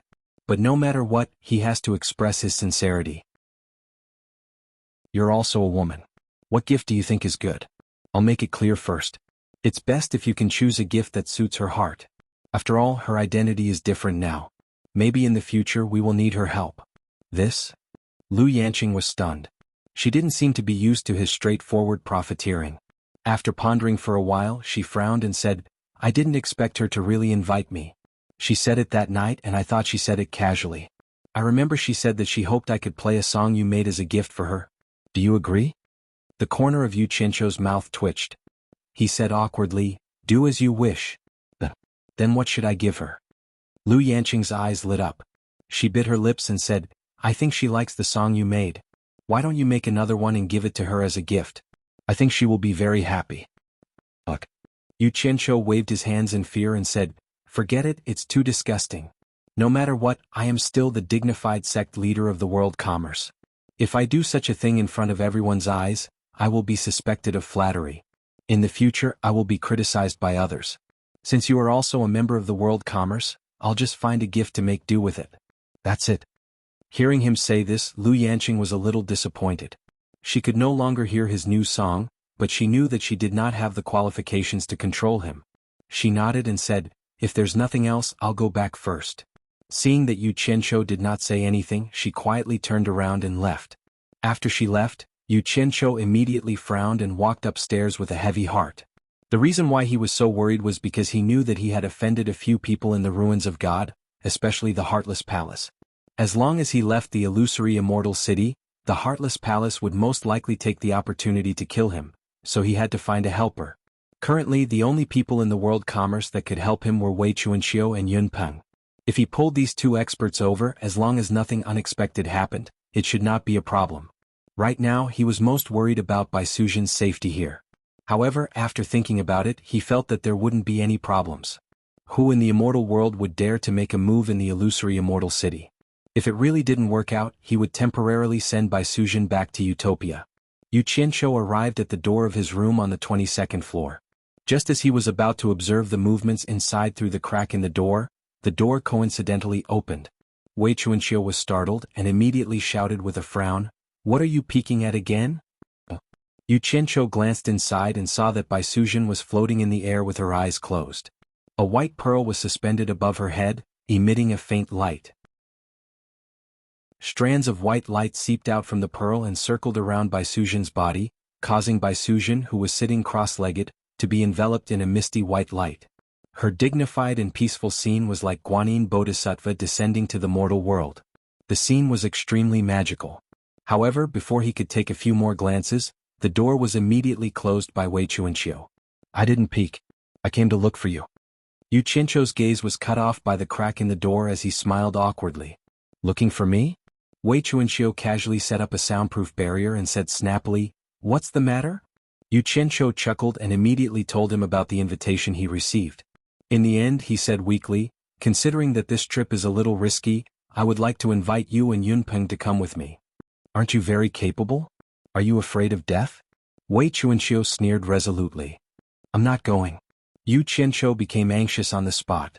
"Bat King Wei, you can't go back on your words. You promised to serve me for 100 years. Wei Chuanqiu expressionlessly raised his chin and said, "It's not that I'm not keeping my words, but Bai Suzhen's cultivation has reached a critical moment. She's just at the beginning of her cultivation. She can't be disturbed in any way. I have to stay here to watch over her and protect her. Do you think I can leave?" Yu Qianqiu was immediately dumbfounded. This reason was enough to shut his mouth. For the sake of Bai Suzhen's safety, what else could he say? He smacked his lips and turned around helplessly. "Looks like I can only ask Senior Yunpeng to accompany me. There's no need to look for him. I've instructed him to watch over upstairs and not allow anyone to approach this floor from the outside. I'll guard inside and he'll guard outside." Wei Chuanqiu said word by word, "I have to ensure my daughter's absolute safety. No one is allowed to endanger her safety, not even you." "Then what about my safety? Once I leave the hallucinatory immortal city, I'll most likely be targeted by the Heartless Palace." Yu Qianqiu anxiously said, "Think about it. If something happens to me, your daughter will definitely be sad. Can you bear to see your daughter become a widow?" Wei Chuanqiu's old face instantly twitched. In the end, he gritted his teeth and took out a jade talisman. He injected something into it and crushed it. A weak glow quickly dissipated in the air. Yu Qianqiu's eyes lit up. He knew of this thing. It was the communication method of immortal experts. The higher the cultivation, the further the communication distance. After a while, there was a weak fluctuation in the air. Wei Chuanqiu put on a listening expression and then looked at Yu Qianqiu. "Yunpeng and I can't go, but the Great Bright Wheel and Wu Xiong are friends. You will go. I've already told him that he'll come here tomorrow and bring you along. With him bringing you, I think the Heartless Palace won't dare to touch you." "Ah, all right. I won't disturb you then." After solving the problem, Yu Qianqiu laughed and left. It was naturally safer to follow the Great Bright Wheel. On the 11th floor, Lu Yanqing paced back and forth in front of a door. She seemed a little hesitant. Not long after, the door opened on its own. When Lan Feng saw it was Lu Yanqing and immediately smiled. "I knew it was you from the sound of your footsteps. Do you want to come in?" With that said, he stepped aside to make room. Lu Yanqing nodded with a smile and walked in. After looking around the simple furnishings in the room, she stood in front of the window. When Lan Feng closed the door and walked in, he asked curiously, "What's the matter?" This was the first time Lu Yanqing had come to his room to look for him. Lu Yanqing was silent. She took out the invitation and handed it to Wen Lan Feng. "I'll go with you Qianqiu tomorrow. I'm afraid you won't be able to see me and worry, so I'm telling you in advance." Wen Lan Feng held the invitation and looked at it for a while. Then he handed it back to her and sighed. "I heard that the Paradise of Immortals is where the Immortal Palace is located. There are many experts there. It's a place I can't do anything about." "What?" Lu Yanqing, who was holding the invitation, didn't understand what it meant. When Lan Feng turned to face the window and smiled bitterly. "In fact, it's not just the Paradise of Immortals. Maybe I can be considered an expert in the human world.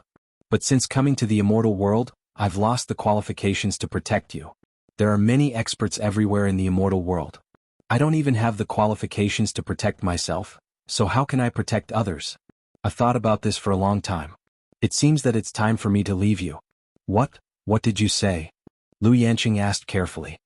Are you going back to the human world? When Lanfeng shook his head and turned back to look at Lu Yanqing, he took a deep breath and smiled faintly. Only by cultivating in a higher level can one's cultivation be higher. Yanqing, when I'm not here, you must learn to take care of yourself. Chapter 906. You really want to leave us and cultivate alone in the immortal realm? Lu Yanqing asked helplessly. This was the first time when Lanfeng had told her that he wanted to leave her. When Lanfeng's eyes were filled with tenderness and reluctance to part, but she still nodded her head. Lu Yanqing said anxiously, with your current cultivation, it's too dangerous for you to go out alone in the immortal realm. When Lanfeng, don't be impulsive, think carefully. I don't want to leave you either, but I have to force myself to. I'm leaving today so that I can have the chance to stand in front of you again in the future. I'm useless now, I don't want you to look down on me. When Lanfeng's face was bitter. Why would I look down on you? We've always been good friends. Lu Yanqing's eyes were filled with tears. I beg you, don't take risks. If something happens to you, I'll lose my best friend. Something really happens, it's my fate. Death is all for naught. When Lanfeng's eyes suddenly became firm. But Yanqing, do you know? I have to take back what I lost. I'm a man, I want to take back the dignity that belongs to me. When Lanfeng. That's the courage that allows me to continue protecting you. If a man loses his courage, then he can no longer be considered an upright man. Do you know that I am anxious and hesitant every day? Crystal clear tears slid down Lu Yanqing's cheeks as she shook her head silently. When Lanfeng's pupils shrank, his heart felt like it was being cut by a knife. His outstretched hand paused, but he finally plucked up the courage to use 2 fingers to wipe away the tears on her face. When we came here, we heard the story of Bai Changchun challenging the Emperor of the Underworld. That was a shocking feat that shocked the 3 realms. Although he lost, it was a glorious defeat. When Lanfeng withdrew his hand from her face and said with a sad smile, we all know that Bai Changchun is very strong because he has always been strong. He is an unsurpassable monument in the human world, a legend in the human world. But no one thought that he would be so strong to such a terrifying extent that his legend continued to be written in the underworld. He fought the 4 netherworld generals alone and was not defeated. Finally, he brazenly challenged the netherworld emperor, who only exists in our imagination. He is too powerful. Lu Yanqing burst into tears, her shoulders trembling. She said, what do you want to say? When he was in the human world, people called him the #1 expert in the world, but do you still remember? People call me the 2nd strongest after him. When Lanfeng took a deep breath and said, he's too strong. I don't dare to hope to surpass him, but I want to follow in his footsteps and find myself. So I have to abandon all selfish and distracting thoughts and start to pursue my path to the pinnacle of cultivation. If I don't die when we meet again in the future, I hope we can be fated to protect you again. As soon as he finished speaking, when Lanfeng strode out without looking back, Lu Yanqing cried out behind him, when Lanfeng. However, this time when Lanfeng didn't even look back. With unprecedented courage, he disappeared outside the door. Lu Yanqing chased after him. In the living room on the 6th floor, Yu Qianzhou looked out the window with his hands behind his back. He said indifferently with an expressionless face, have you really made up your mind to leave the world commerce and go to the immortal world to cultivate alone? Behind him, when Lanfeng and Lu Yanqing stood side by side. Lu Yanqing looked at the two with anticipation. She hoped that when Lanfeng would change his mind, but also hoped that Yu Qianzhou would dissuade when Lanfeng from staying. Yes. When Lanfeng said firmly. Lu Yanqing looked at him and shook her head. A murderous intent flashed across Yu Qianzhou's face as he faced the crystal window. If he left when Lanfeng outside, then he would lose control of when Lanfeng. If for some unforeseen reason when Lanfeng leaked the world commerce's secret, then the entire world commerce would be implicated, especially Yu Qianzhou himself. After considering it again and again, Yu Qianzhou twisted his fingers together and slowly said, I won't stop you if you want to leave, but you have to give me a reason to leave. I can't treat the lives of everyone in the world commerce as child's play. Otherwise, even if I agree, they won't agree.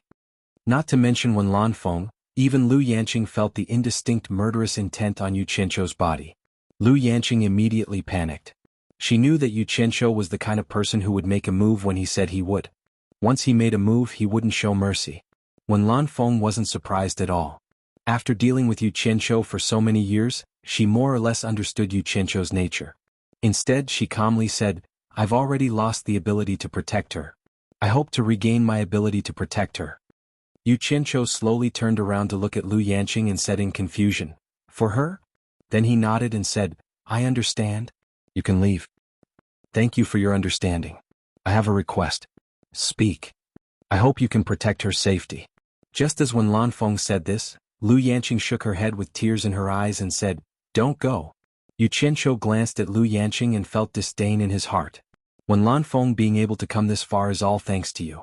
What else do you have to cry about?" He paused and said, "I will do my best to protect everyone in the world commerce, not just her.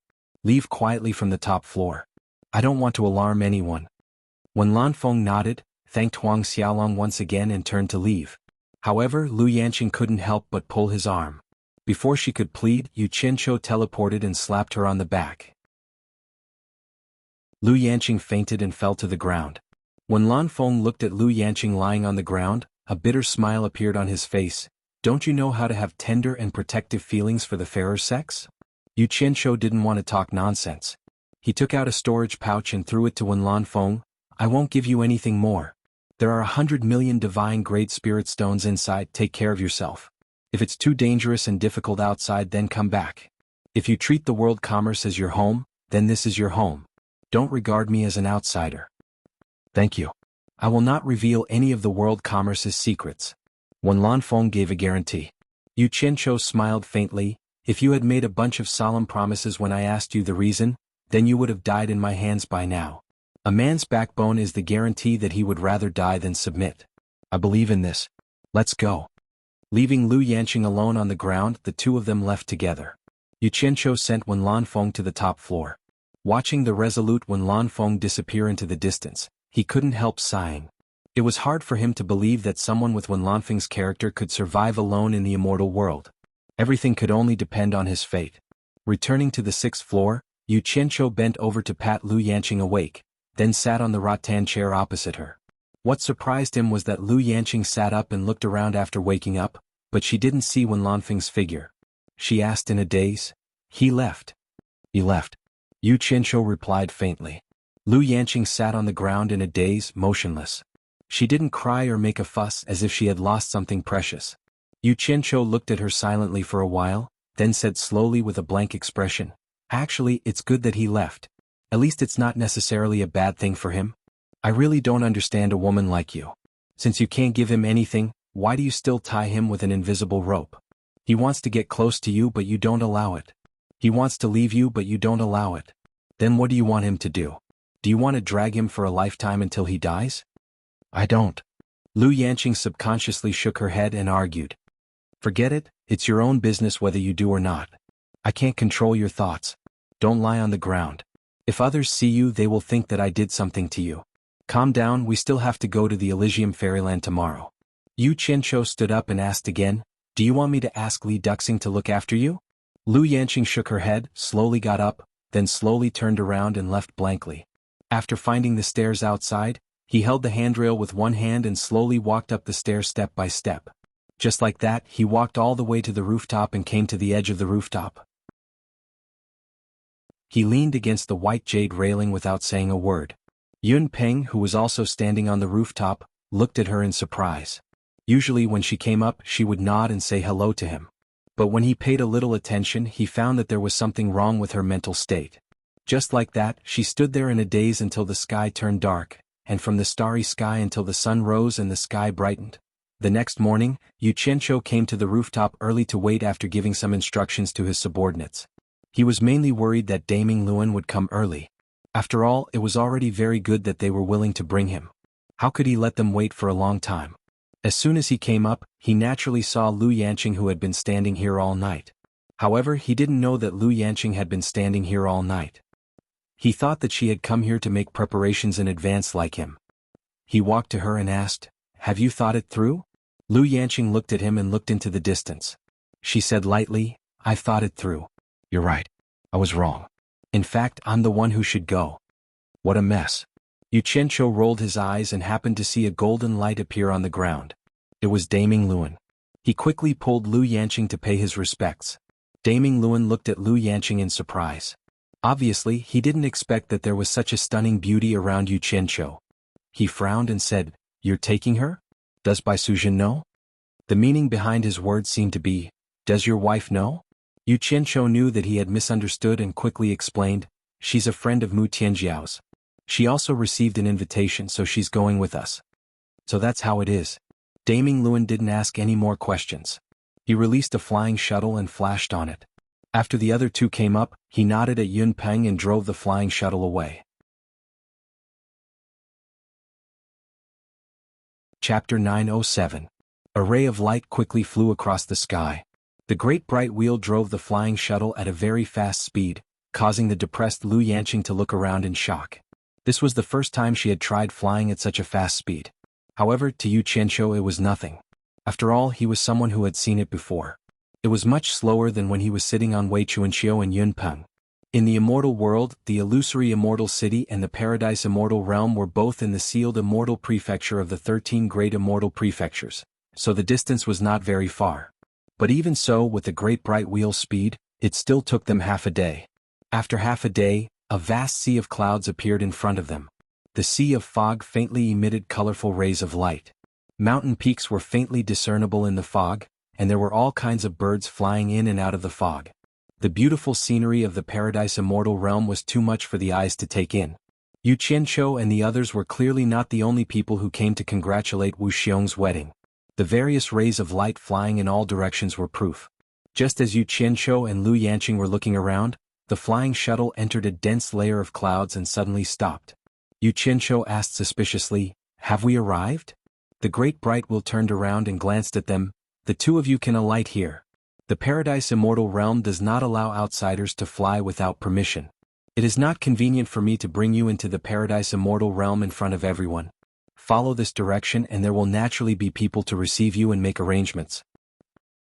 Yu Qianqiu cupped his hands in thanks. "Thank you very much, master." Lu Yanqing also thanked him. The two of them then flew out of the flying shuttle. After the great bright wheel waved his hand and kept the flying shuttle, he turned into a ray of light and instantly flashed out of the dense layer of clouds. The two of them looked at each other like headless flies. After all, they were unfamiliar with the place, and in front of them was the legendary paradise immortal realm where the immortal emperor lived. The two of them were somewhat nervous, but this was also good.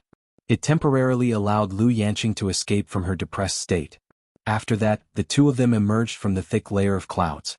The streams of light that were flying in from all directions also revealed themselves and slowed down. After all, the paradise immortal realm was right in front of them. No one dared to barge in. Lu Yanqing had never seen such a big scene before. She carefully followed behind Yu Qianqiu, and Yu Qianqiu's skin was always thick. Although she was not familiar with the road, it was definitely right to follow the crowd. At first glance, he seemed to be familiar with the road. Lu Yanqing is like a shy little wife, closely following behind Yu Qianqiu. Yu Qianqiu looks around and leads her to follow the crowd towards the sea of clouds and fog. Not long after, they arrived at the edge of the mountain range of the paradise immortal realm. In front of them, there is a large area of simple houses that have been temporarily built, and there are already many people who have arrived early. Everyone landed on the outskirts of the simple house. Yu Qianqiu and Yu Qianqiu landed as well. There were quite a few golden-robed men standing on the roof of the simple house. There was a golden-robed man every 20 meters. All of them were looking down with gleaming eyes. Under the simple entrance archway, there is a row of golden-robed people standing on both sides. The people who enter show them the token that represents their sect. After all, not everyone can come to such an occasion. Because of Lu Yanqing's outstanding appearance, she immediately attracted the attention of the surrounding people. When they found out that she is only in the middle stage of the soul formation stage, a trace of evil flashed in some people's eyes. However, because it is here, no one dares to act recklessly, so there is no trouble. Then these people discovered that Lu Yanqing is closely following behind Yu Qianqiu. They can't help but check Yu Qianqiu's cultivation, but in the end, no one can see through Yu Qianqiu's background, so they immediately restrain themselves a lot. Although there is beauty in front of them, if they offend someone they can't afford to offend, they will lose their life, and that will not be fun. This one is the sect master of Lingjia sect, Fu Dong. This friend looks very unfamiliar. May I know which sect you are an expert from? A dark and swarthy man dressed in gray asked Yu Qianqiu with his fists cupped. Yu Qianqiu tilted his head to take a look and found that the other person looks like a person who just climbed out of a coal mine. His skin is not ordinary black. Seeing that it is him who asked the question, he immediately cupped his fists and replied, This one is the sect master of world commerce, xianxia. The dark and brawny man Fu Dong choked on the spot and was speechless. Xianxia can be said to be a famous person in the immortal world. He is an awesome person who dares to go against the Heartless Palace. Even if they have not seen him, they have heard of his name for a long time. However, the surrounding people do not seem to give this awesome person face. After hearing Xianxia's name, they all subconsciously squeezed out, not willing to get close to him, afraid that they will be misunderstood by the Heartless Palace. Xianxia glanced around and found that it is much more empty. It is no longer so crowded. Lu Yanqing, who is shrinking, immediately feels a lot more comfortable. Fu Dong silently turned his head, wanting to pretend that nothing has happened. However, in his heart he wants to slap himself. Why am I so unlucky? I just wanted to strike up a conversation and I have to meet this guy. Forgive me for being ignorant. May I know what Brother Fu's Lingjia sect is proficient in? Xianxia thought that since he has nothing to do, it is not a bad thing to chat and make more friends. Fu Dong, who had already followed the crowd to the memorial arch, took a big step forward. After showing his sect's token, he quickly slipped inside. His Lingjia sect was just a small, unranked sect. He really didn't want to be misunderstood by a colossus like the Heartless Palace. Otherwise, the consequences would be very tragic. Thinking about the two surviving sect masters of the 4 islands of Lake Light in the illusory immortal city, they have been hiding everywhere but still could not escape the pursuit of the Heartless Palace. Moreover, they have implicated their entire sect. Really, what is the hurry? Xianxia muttered and also took out his sect token for the golden-robed guard to see. His keepsake was made by himself. It was just a token made of nether iron. However, the 4 words World Chamber of Commerce, carved on it, were a bit special. It was made of a dozen kinds of messy metals and looked very colorful. World Commerce. The golden-robed guard looked at the token again and suddenly asked, "You are the sect master of the world commerce, Xianxia?" As soon as he said this, everyone nearby looked at Xianxia. Under everyone's gaze, Xianxia asked curiously, "May I ask if there is a problem?" Behind the row of golden-robed guards, there is a golden-robed man standing with his hands behind his back. When he heard this, he walked over and looked directly at Lu Yanqing. He cupped his fists and said, "May I ask if this is Lady Lu Yanqing Lu?" Lu Yanqing did not know what happened, nor did she know what to say. She just nodded her head. The row of golden-robed men immediately made way.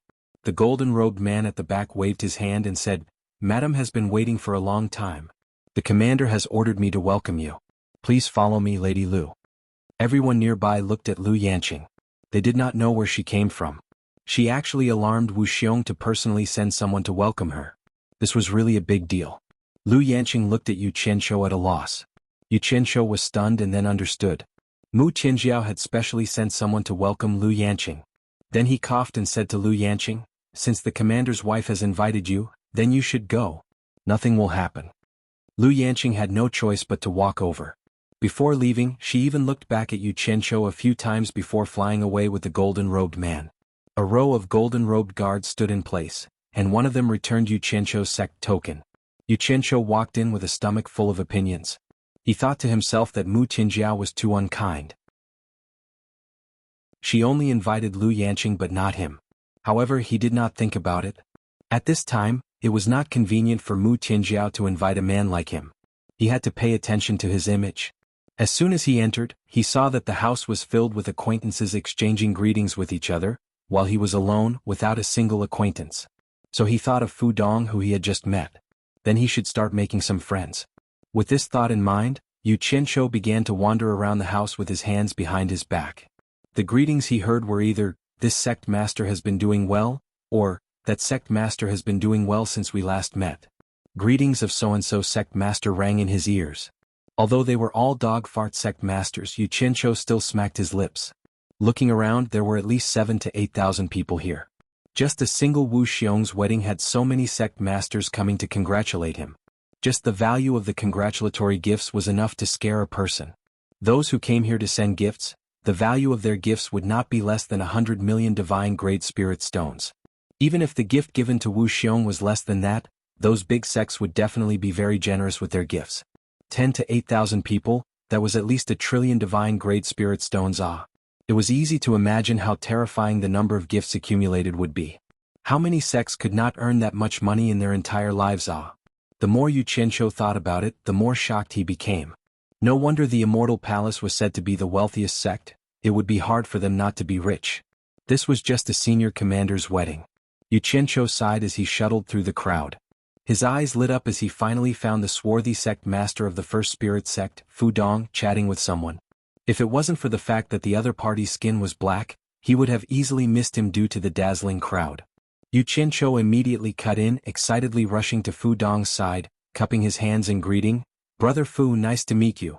I didn't expect to see you here, what a coincidence." Seeing him, Fu Dong's face tightened. One of the men chatting with Fu Dong sized up Xianxia, asking Fu Dong, "Brother Fu, may I know who this friend is? Can you introduce him to us?" "I dare not." Even without Fu Dong's introduction, Xianxia had already cupped his hands in greeting. "This one is World Commerce's sect master, Xianxia." The surrounding people turned to look at him. "Oh. So, it's sect master Yue?" That man's face tightened, but he reacted quickly, cupping his hands in greeting. "My apologies, I forgot something important. I'll take my leave first." With that said, he disappeared through the crowd. Hee. Xianxia shook his head with a smile. When he retrieved his gaze, he noticed that Fu Dong was walking in another direction without saying a word. Xianxia was slightly stunned, but he quickly chased after Fu Dong.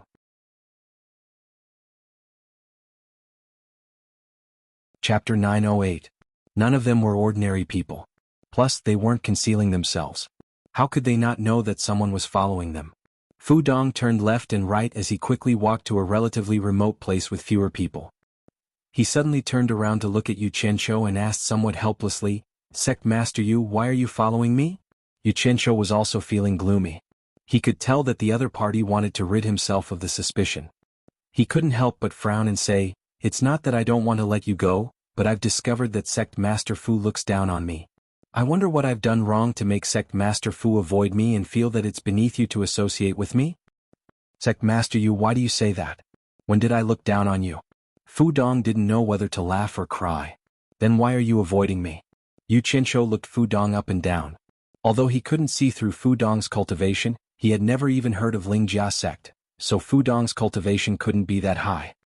He narrowed his eyes and snorted coldly. "I, Xianxia, am not someone who can be insulted by just anyone. If you don't give me a good explanation today, don't blame me for bringing experts to your Lingjia sect for a spar." This was an undisguised and direct threat. Fu Dong was tongue-tied and speechless. His cultivation was about the same as the 4 sect leaders of the 4 islands of Lake and Light. He admitted that he was not Xianxia's match. Besides, who else could be called experts in the world commerce besides Yunpeng and Wei Chuanxiu? If Xianxia really brought people to their door, Lingjia Gate would probably be erased from the immortal world. "Sect Master Yu, please don't misunderstand. I don't have any intention of looking down on you. It's just that the grudge between your sect and Heartless Palace is too deep. My Lingjia Gate is weak and doesn't dare to attract Heartless Palace's attention." Fu Dong cupped his hands and smiled bitterly.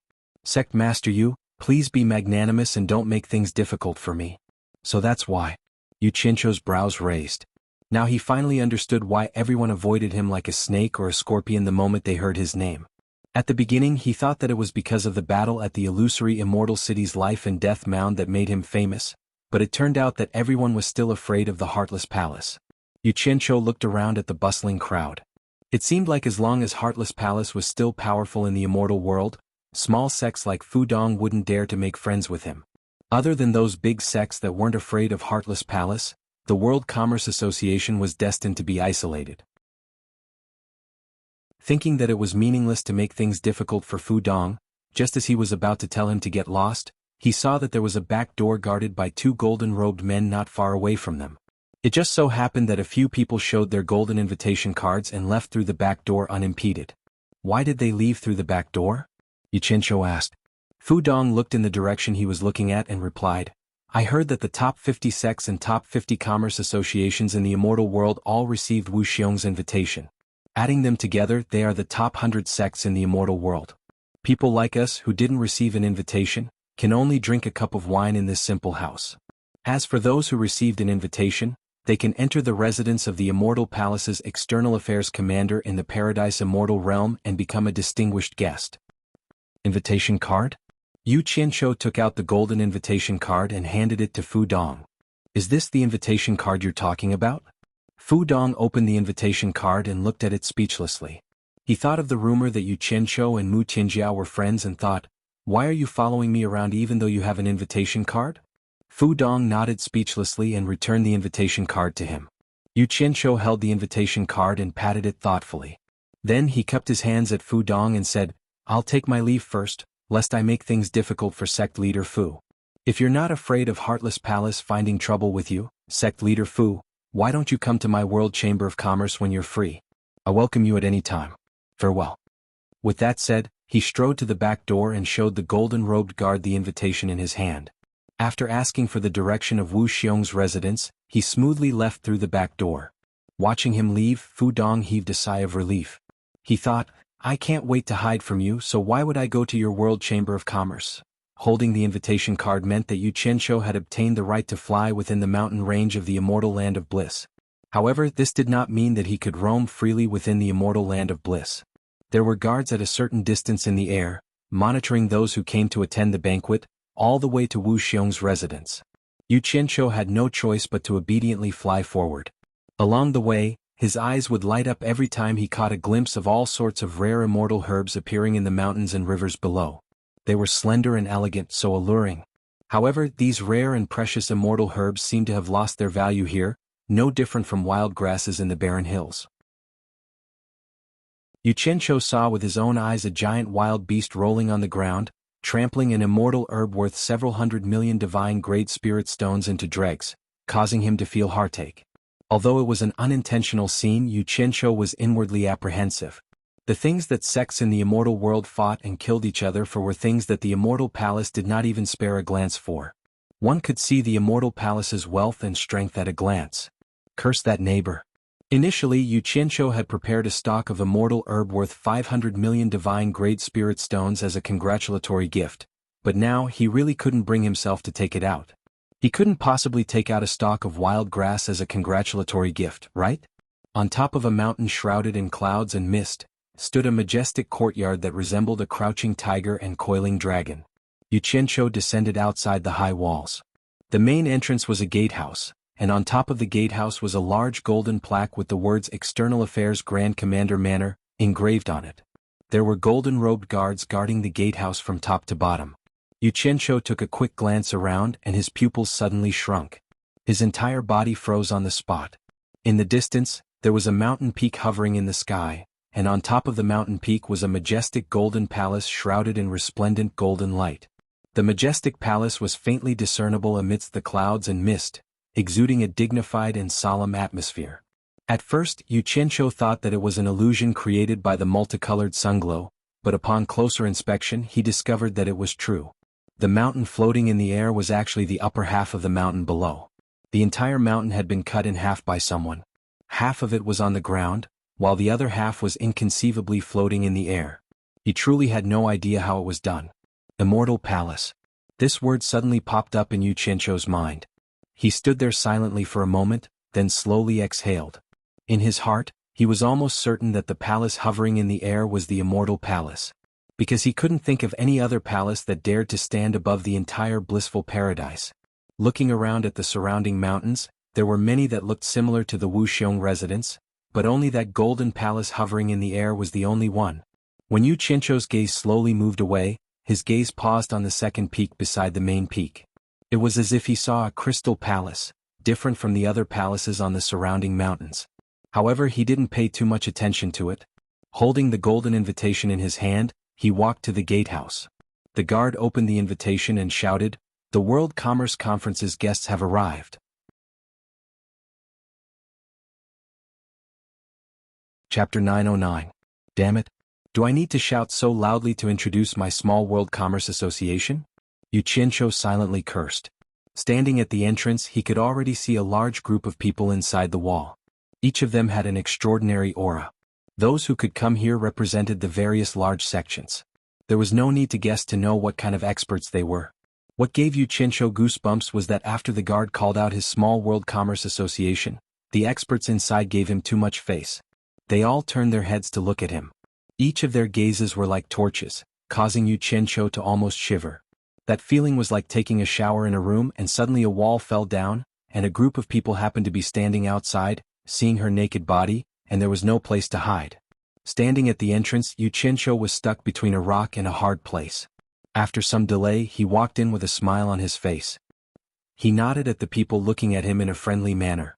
However, most of them turned their heads back with disdain. It seemed like no one was willing to greet him. Xianxia also knew his place. He knew that they were looking down on him. This was very normal. After all, the World Commerce Association, whether it was strength or status in the immortal world, was far inferior to the various sections. To put it bluntly, they did not have the qualifications to gather with everyone. Moreover, the people here were usually arrogant people. There were 1 to 200 people in the courtyard. They were either in pairs or in groups of 3 to 5 as they chatted. Many people's gazes would faintly glance at Xianxia, who was walking in alone. Xianxia looked left and right and found that there was no one he knew. Moreover, he could see that everyone was not very friendly towards him. Thus, he decided that it was best not to provoke them. Thus, he obediently bypassed the crowd and walked to a pavilion in the corner alone. He sat down and looked around leisurely. However, everything was about karma. He couldn't be at ease even if he wanted to. Xianxia, who was sitting leisurely in the pavilion, was suddenly startled. He saw a sturdy old man dressed in blue walk out from the crowd. The people who were chatting in the courtyard also looked over, and they all suspected that they were here to watch the show. Xianxia could tell from the other party's clothing that he was from the Heartless Palace. The blue-clothed elder slowly walked into the pavilion. He looked down at Xianxia with contempt and said, "Are you Xianxia of the World Chamber of Commerce?" Xianxia stood up with a smile on his face. He cupped his hands and said, "This junior is indeed Xianxia. May I know how to address senior?" "Ignorant junior, do you think you are worthy of knowing this old man's name?" The blue-clothed old man said indifferently. The smile on Xianxia's face gradually froze. The anger in his stomach instantly erupted. Just as he was about to retort, he heard someone laugh and say, "xuanhuan, as a senior, why are you making things difficult for a junior?" A fat man walked out with a smile. It was Wan Bushing's youngest son, Wan Lihong. He had come to congratulate Wu Xiong on his father's great joy. "xuanhuan." Xianxia was slightly shocked. He had heard of this person before. He was the grandfather of the person he had killed outside the ruins of the god. Did he know that he had killed his grandson? Xuanhuan tilted his head and sneered. "Wan Lihong, you are also a junior in front of me.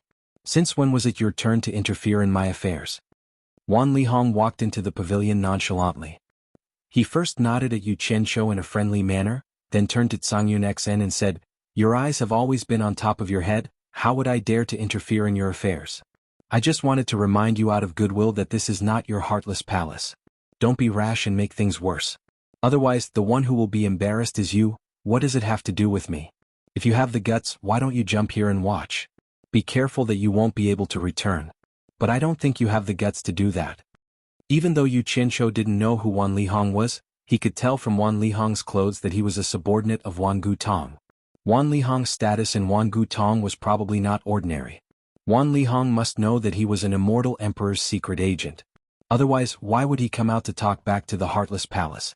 Being exposed by Wan Lihong, Xuanhuan's face twitched. He indeed didn't have the guts to cause trouble here. He snorted coldly and ignored Wan Lihong. He stared at Xianxia and asked in a low voice, "Let this old man ask you, why do you keep going against my Heartless Palace?" Xianxia slowly stood up, his face expressionless as he replied, "When did I keep going against your Heartless Palace? Who's the one that keeps going against who? Everyone in the world has eyes, you can't just randomly accuse someone of something. Even though bullying others is a common thing in the immortal world, no one can deny that justice exists in the hearts of the people." Wan Lihong nodded in agreement. The others also exchanged glances with each other, a little surprised. They didn't think that Xianxia would have such guts to speak to Xuanhuan in such a manner. Xuanhuan narrowed his eyes and said word by word, "You still dare to quibble? Do you want to die?" Xianxia couldn't help but sneer. Now that things had come to this, he finally understood that there was a dead knot between him and the Heartless Palace that couldn't be untied even if he wanted to. No matter how much he endured, the Heartless Palace wouldn't let him go. Since that was the case, why should he endure it? At least here, the Heartless Palace wouldn't dare to do anything to him, so there was nothing to be afraid of. "Do you want to die?" Xianxia sneered and said, "Anyone can bully others, but what can you do to me? I'm standing right here, do you dare to touch me?" His tone was a little overbearing. Hearing this, everyone was shocked. They all thought that this brat really didn't know the immensity of heaven and earth. Even if the Heartless Palace didn't dare to do anything to him here, could he hide in the paradise immortal realm for the rest of his life? Wan Lihong's eyes, on the other hand, lit up with joy. She hoped that the Heartless Palace and Yu Qianqiu would make a big deal out of this. With Yu Qianqiu's identity as an immortal emperor's secret agent, the Heartless Palace would definitely be the one to suffer in the end. Being provoked like this in front of everyone, Xuanhuan was extremely angry. His entire body emitted a tyrannical aura as he said with a ferocious expression, "Let's see how long you can hide in the paradise immortal realm." Yu Qianqiu sneered and said, "You better shut your mouth. Since you've angered me, I'll fight it out with you right now. I want to see if you dare to fight me here or not." The barefooted is not afraid of those wearing shoes. This old man's life is worthless, so I don't mind dragging an old dog like you down with me. The moment he finished speaking, suppressed laughter came from the surroundings. There were even people who laughed without restraint. Clearly, many people were happy to see Xuanhuan being insulted. "You dare to threaten me?" Killing intent suddenly erupted from Xuanhuan's body. He was truly angered by the other party's insults. He said fiercely, "This old man can't wait for you to make the first move. At that time, it would be natural for this old man to kill you in self-defense." "Kill you in self-defense? You were clearly the one who provoked me first. I was the one who was forced to retaliate." Yu Qianqiu said mockingly, "There are so many people watching. You don't have the final say. You have to ask how everyone will testify when the time comes." And Wan Lihong, who was at the side, nodded emotionally when he heard this. Justice is in the hearts of the people. Since he was so cooperative, the meaning behind his words was very clear. Xuanhuan's expression changed slightly. He was arrogant, but he was not a fool. Usually, the various sects would give way to the Heartless Palace because they were not as strong as the Heartless Palace. However, if everyone really seized the opportunity to destroy the Heartless Palace, they would probably attack together. At that time, they might really not be able to return. "You don't know the immensity of heaven and earth." Xuanhuan retracted his killing intent and said indifferently, "On account of Great Commander Wu, I will not argue with you for now.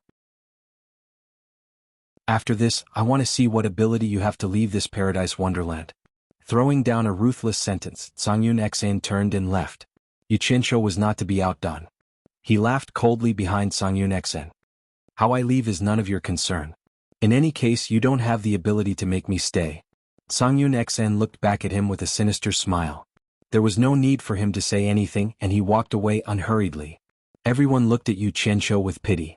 They reckoned that Yu Qianqiu would not be able to see tomorrow's sunrise. Wan Lihong, who was in the pavilion, did not have such worries. She smiled at Yu Qianqiu and left. In the end, Yu Qianqiu was left alone in the pavilion. No one came to pay attention to him. He was very clear that if he did not have the ability, he did not have the qualifications to ask for help from others. If this Wan Lihong did not mistakenly believe that he was really the Celestial Emperor's trusted secret agent, she would not have come to help him. Who would want to offend a colossus like the Heartless Palace for a minor character? Just like this, the sky was filled with the glow of the sunset. Only then did the golden-robed guards from the great commander's residence come to receive everyone and invite them to the back garden. The back garden was filled with rows of tables and chairs. The tables were filled with all kinds of rare fruits and nectar. Once everyone entered the back garden, they all went into a house with an open door. They placed the gifts they brought on the long table inside the house, and after they came out, they all sat down. Most of them sat at a table of 4. Yu Qianqiu followed suit. He also entered the house and placed his gift on the long table. After he came out, he looked around. Although there were still some empty tables with his status, he guessed that no one would be willing to sit with him. Thus, he chose an empty table at the back and sat down. Looking at the table full of rare fruits and nectar, Yu Qianqiu was somewhat speechless. There was wine, but the dishes were made with these rare fruits. This was because all the high-class families in the celestial realm did this. Actually, these fruits should not be underestimated. They were all rare treasures that were beneficial to cultivation. Ordinary people would not be able to eat them. However, this was the first time that Yu Qianqiu had experienced such a scene, so he was not used to it. There were no signs of lanterns or decorations in the surroundings. It was very different from the wedding he had imagined. He alone occupied a large table in a corner. Although he did not think much of it in the eyes of others, he seemed very unsociable and abnormally miserable. The sky gradually darkened, but the entire great commander's residence was brightly lit. It was as bright as day. Then a loud voice sang, "The newlyweds have arrived." The door of the loft that overlooked the entire back garden opened with a creak. Two groups of golden-robed guards filed out and lined up on both sides. From the main door, Wu Xiong and Mu Tianjiao slowly walked out together. Behind the newlyweds were Deming Luan and Mu Bing. Everyone at the bottom of the stairs stood up and cupped their fists. For a moment, the sound of congratulating the newlyweds rang out in the garden. Chapter 9-10. Today Mu Tianjiao was exceptionally beautiful.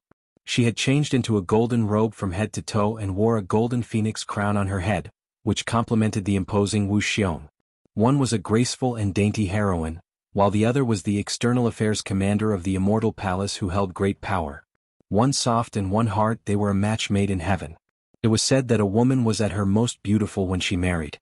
Standing in the corner, Yu Qianqiu could not help but sigh. This Mu Tianjiao had indeed married the right person. With Wu Xiong supporting her, she would no longer have to endure so much hardship as a woman. Looking behind her, her father, Mu Bing, was scanning the crowd below with spirited eyes. He seemed exceptionally happy. It seemed that her father was also quite satisfied with this marriage. Beside Mu Bing, Deming Luan stood there expressionlessly. However, from the position he was standing at, it was the position of the groom's closest relative. Clearly, his relationship with Wu Xiong was not ordinary. On the steps, Wu Xiong looked around and raised his hand. Immediately, a golden-robed guard came over with a tray. Wu Xiong and Mu Tianjiao each took a cup of wine from the tray. Wu Xiong raised his cup with both hands and said, "Today is Wu Xiong's wedding. Wu Xiong is very grateful to all the heroes of the various sections. My wife and I would like to toast to everyone." The husband and wife looked at each other and smiled. They raised their cups at the same time and drained it in one gulp. Everyone below also raised their cups and drained it. After downing a cup of wine, Mu Tianjiao's bright eyes scanned the crowd below. She did not see Yu Qianqiu in the crowd. Finally, she saw Yu Qianqiu standing alone in the corner. She then looked at the elders of the various sects present and immediately understood. She could not help but feel a little ashamed and blame herself for not considering it thoroughly. Although she had invited him with good intentions, she had undoubtedly embarrassed him. There was no place for him here. Yu Qianqiu's position was actually the most conspicuous.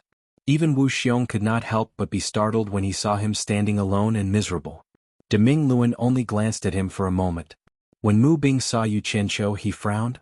"There are colleagues of the immortal palace in the garden next door. My wife and I will take our leave. Please, everyone drink to your heart's content."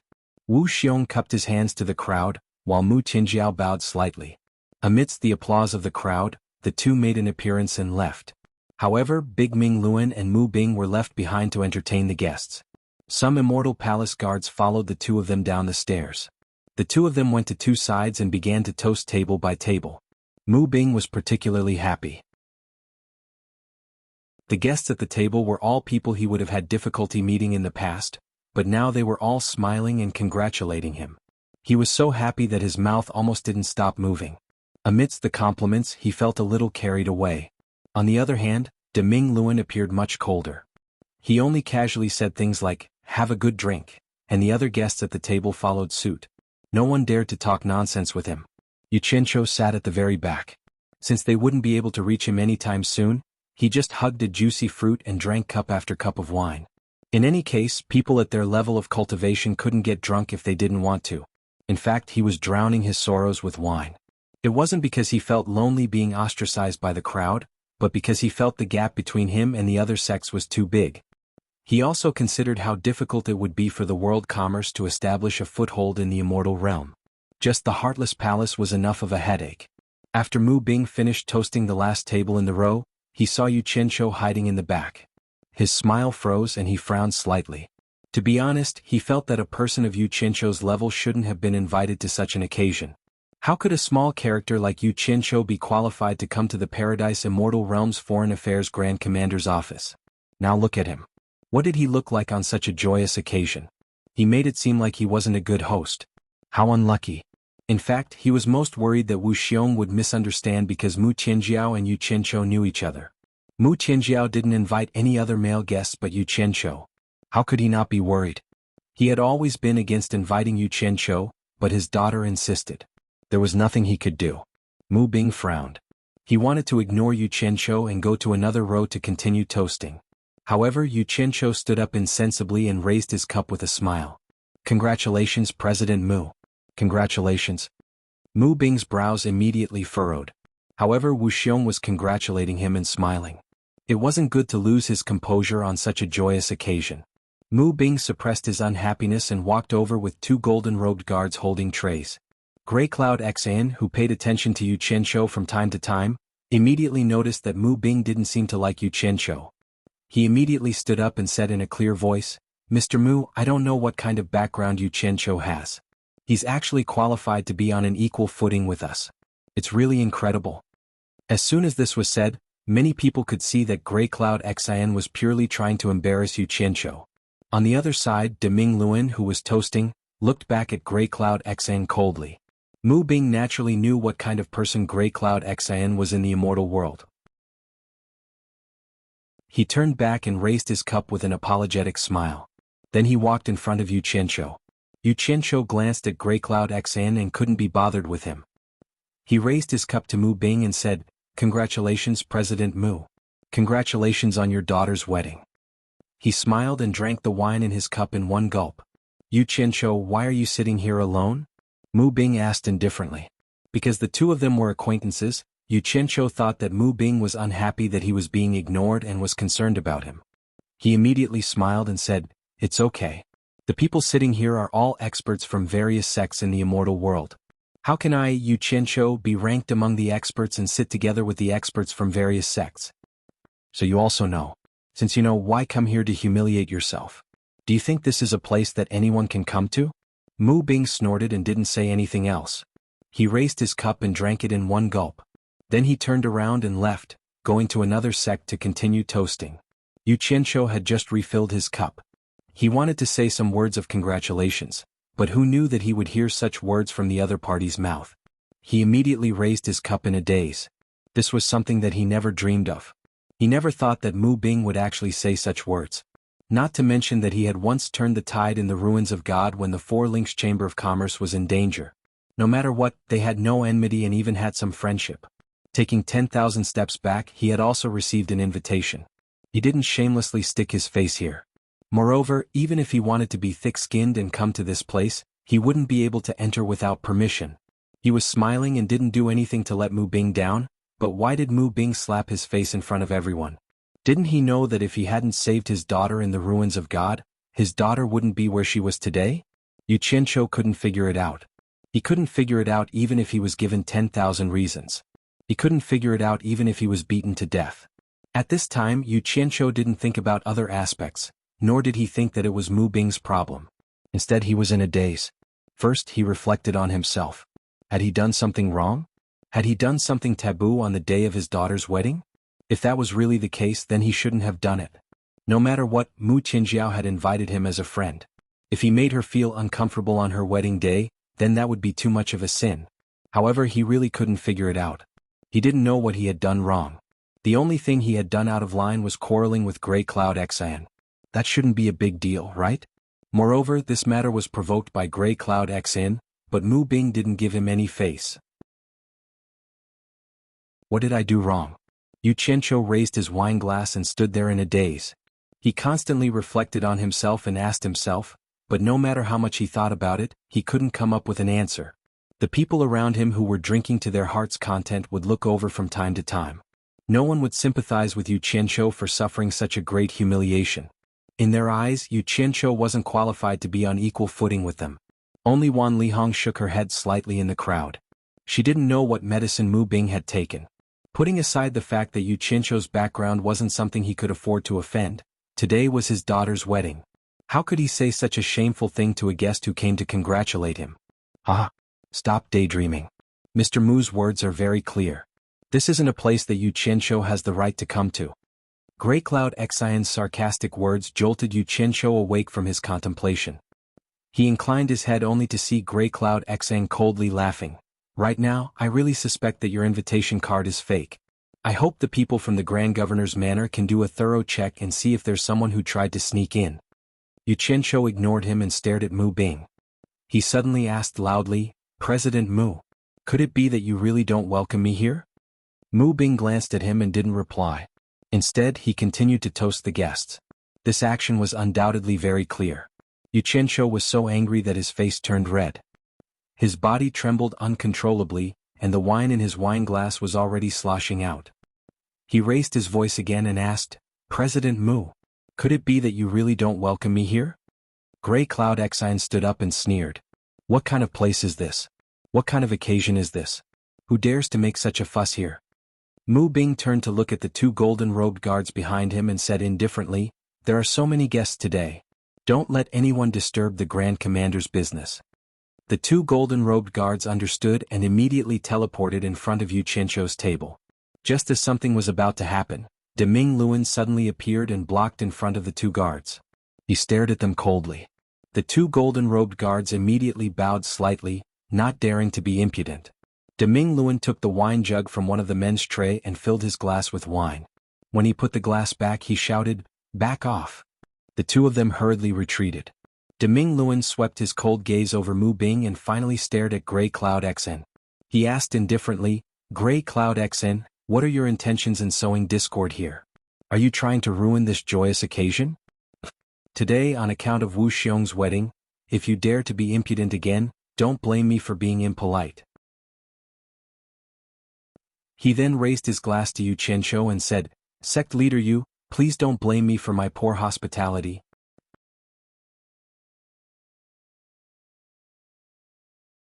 Chapter 9:11. Once the Great Radiant Wheel appeared, the worsening situation immediately calmed down. Mu Bing's expression changed slightly. Of course, he knew what kind of person the Great Radiant Wheel was. It was the leader of the Chamber of Commerce Alliance. In the past, it would have been difficult for him to meet the Great Radiant Wheel. In terms of power, the Great Radiant Wheel was no weaker than his son-in-law Wu Xiong. For Wu Xiong to invite the Great Radiant Wheel as a guest, it was clear that the two had an extraordinary relationship. How could he disobey such a person? However, a sudden change in status often made people lose themselves. At this moment, Mu Bing was like a nouveau riche, feeling somewhat complacent. So many people he had to look up to in the past were now polite to him. He was somewhat at a loss. He had just expressed his dissatisfaction with Yu Qianqiu, but now the Great Radiant Wheel was toasting and apologizing to Yu Qianqiu in front of everyone. This was undoubtedly a slap in his face. This made him somewhat unhappy. Even so, he was not arrogant enough to dare object to the Great Radiant Wheel. He could only shut his mouth angrily. In his heart, he had already listed the Great Radiant Wheel as someone who didn't care about him. To put it bluntly, he bore a grudge. Songyun Xian's expression also changed slightly.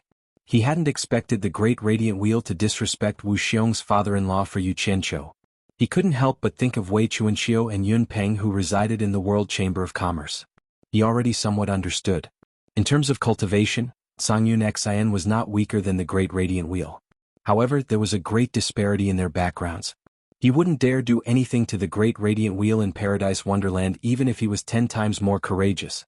This was the Immortal Palace's territory. Moreover, this place wasn't far from the residence of the Emperor of the Immortal World. He had no choice but to shut his mouth. "Chairman Mu, could it be that you really don't welcome me here?"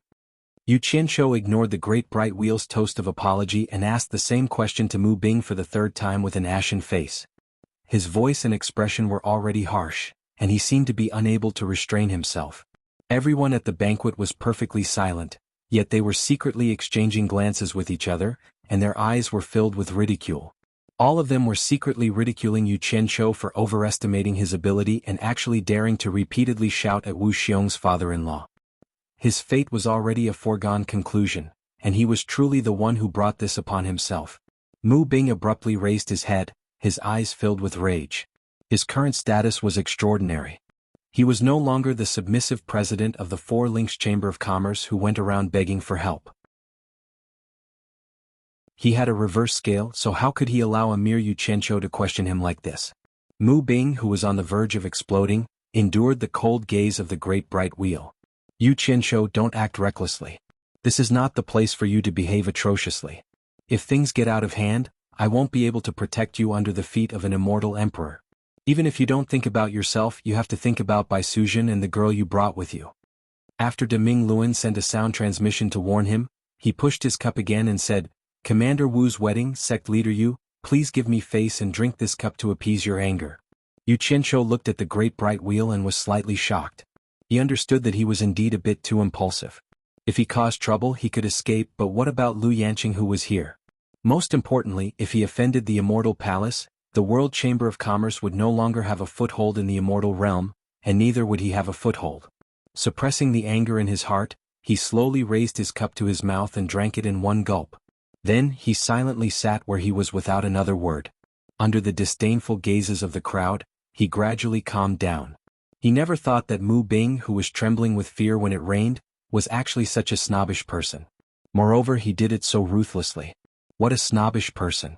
Actually, Yu Qianzhou didn't care about this kind of thing. He had seen too much of the hypocrisy of the world and how dogs relied on their master's power. However, he never thought that he would send his own face to be slapped by others. This was completely asking for humiliation. A sense of humiliation and resentment surged in Yu Qianzhou's heart, making him have the urge to slaughter Mu Bing on the spot. Seeing that Yu Qianzhou had calmed down, the great bright will finally heaved a sigh of relief. If something happened to Yu Qianzhou here, he really wouldn't be able to explain it to Wei Chuanxiu when he got back. After sweeping his cold gaze across the audience, the great bright wheel turned and walked back to continue toasting. Seeing that Yu Qianzhou had admitted defeat after being humiliated, Grey Cloud XN snickered coldly and sat down. However, these two sneers sounded so ear-piercing in Yu Qianzhou's ears. This was the mockery of the victor towards the loser. A kind person is bullied, a kind horse is ridden. If I don't fight back, wouldn't I, Yu Qianzhou, become a soft persimmon for anyone to pinch? Yu Qianzhou steeled his heart and immediately flew into a rage. With a bang, he slammed the table and stood up. He narrowed his eyes and stared at Grey Cloud XN. Everyone's gaze suddenly focused on him. Wan Lihong's eyes lit up as he thought to himself, is he going to flip out? Mu Bing snorted coldly and shouted, Yu Qianzhou, where do you think this is? How can you behave so atrociously here? Grey Cloud XN also stood up with a sneer. He stared at the frowning Great Bright Wheel and laughed, Great Bright Wheel, you saw it for yourself. Someone is trying to deliberately cause trouble. You have to be fair, you can't favor one and discriminate against the other. Great Bright Wheel glanced at him and coldly shouted at Yu Qianzhou, Yu Qianzhou, I'm warning you for the last time. If you dare to behave atrociously again, don't blame me for being impolite. His words left some leeway for Yu Qianzhou to back down. You've misunderstood me. I definitely didn't mean to behave atrociously. It's just that I forgot to give something to the people of Heartless Palace. Because I suddenly remembered it, I couldn't control my emotions and disturbed everyone's mood. I'm truly sorry. Yu Qianzhou apologizes to everyone here. Yu Qianzhou smiled and cupped his fists as he apologized to everyone. Everyone looked at each other in dismay. They didn't know what Yu Qianzhou was up to. However, when they saw him suddenly smile and say such words, they all felt that things weren't so simple. There was definitely something fishy going on. Chen Yunxian's eyes flickered and he coldly said, I'm the only person from Heartless Palace here. I'm sure you have something to show me. Since that's the case, why beat around the bush and act mysterious? Just take it out. That's fine. I hope you can control your emotions after seeing it and don't ruin Commander Wu's plans. Yu Qianzhou coldly smiled and took out a jade tablet, casually tossing it over. Everyone couldn't help but be curious. They didn't know what Yu Qianzhou wanted to show Chen Yunxian. Chen Yunxian caught it and glanced at it indifferently. He saw a pure white jade tablet with the words Lian Qing engraved on it. His eyes couldn't help but widen. He teleported in front of Yu Qianzhou and shouted angrily, Where did you get this thing? His voice was like thunder. Probably everyone in the commander's residence could hear him. Everyone couldn't help but secretly click their tongues. They didn't know what Chen Yunxian saw.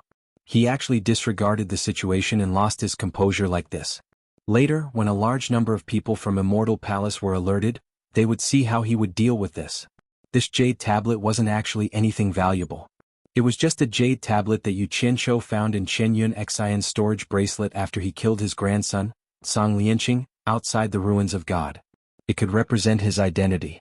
This jade tablet might not be much to others, but to Chen Yunxian it was very important.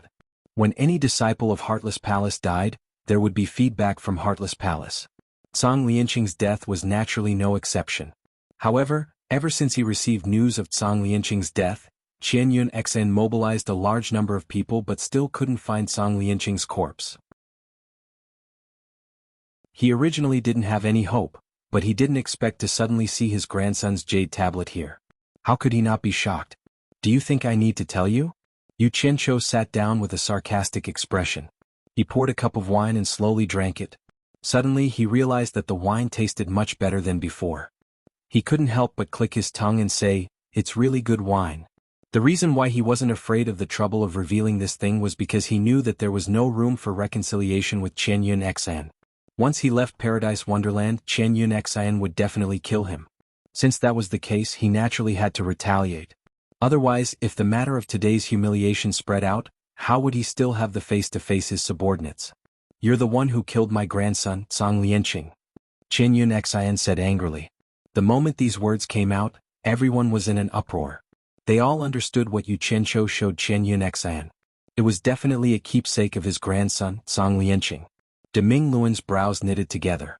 He realized that this Yu Qianqiu really wasn't afraid of blowing things up. He actually showed this thing at this time. Almost at the same time Xianxia said this, a person in white flashed out from the crowd.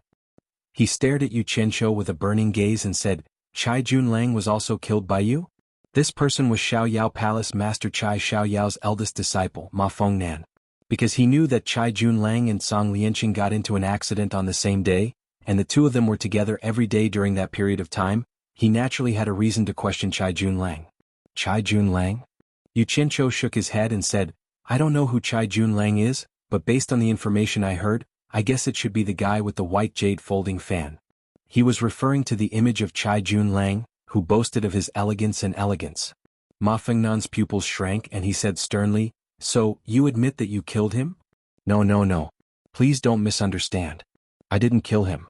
Yu Qianqiu pointed at Xianxia, who wanted to kill him, and pointed at the jade pendant in Xianxia's hand. He said, "When I saw the guy with the white jade folding fan, he should be Chai Junlang. He seemed to be quarreling with the owner of this jade pendant over a woman. In the end, the two of them fought with their lives on the line. Unfortunately, Chai Junlang's skills were inferior, and he was killed by the owner of this jade pendant, Song Lianqing. He died a miserable death. I don't know what kind of deep hatred Song Lianqing has for Chai Junlang, but it's all because of a woman." Chai Junlang begged for mercy before he died, but Song Lianqing killed him. He died a miserable death. The crowd was in an uproar again and they all turned to look at Wan Lihong. Who didn't know that Song Lianqing and Chai Junlang had been fighting for Wan Bosheng's granddaughter, Wan Ling? The only person who could make the two of them fight at all costs was probably Wan Ling. In order to please Wan Ling, the two of them had fought more than once or twice. No one expected that they would be so ruthless this time, and take each other's life. You're tuning in to the Sword Dance in the Vast Sky YouTube channel. Don't forget to subscribe and join us on this journey to catch the most captivating stories.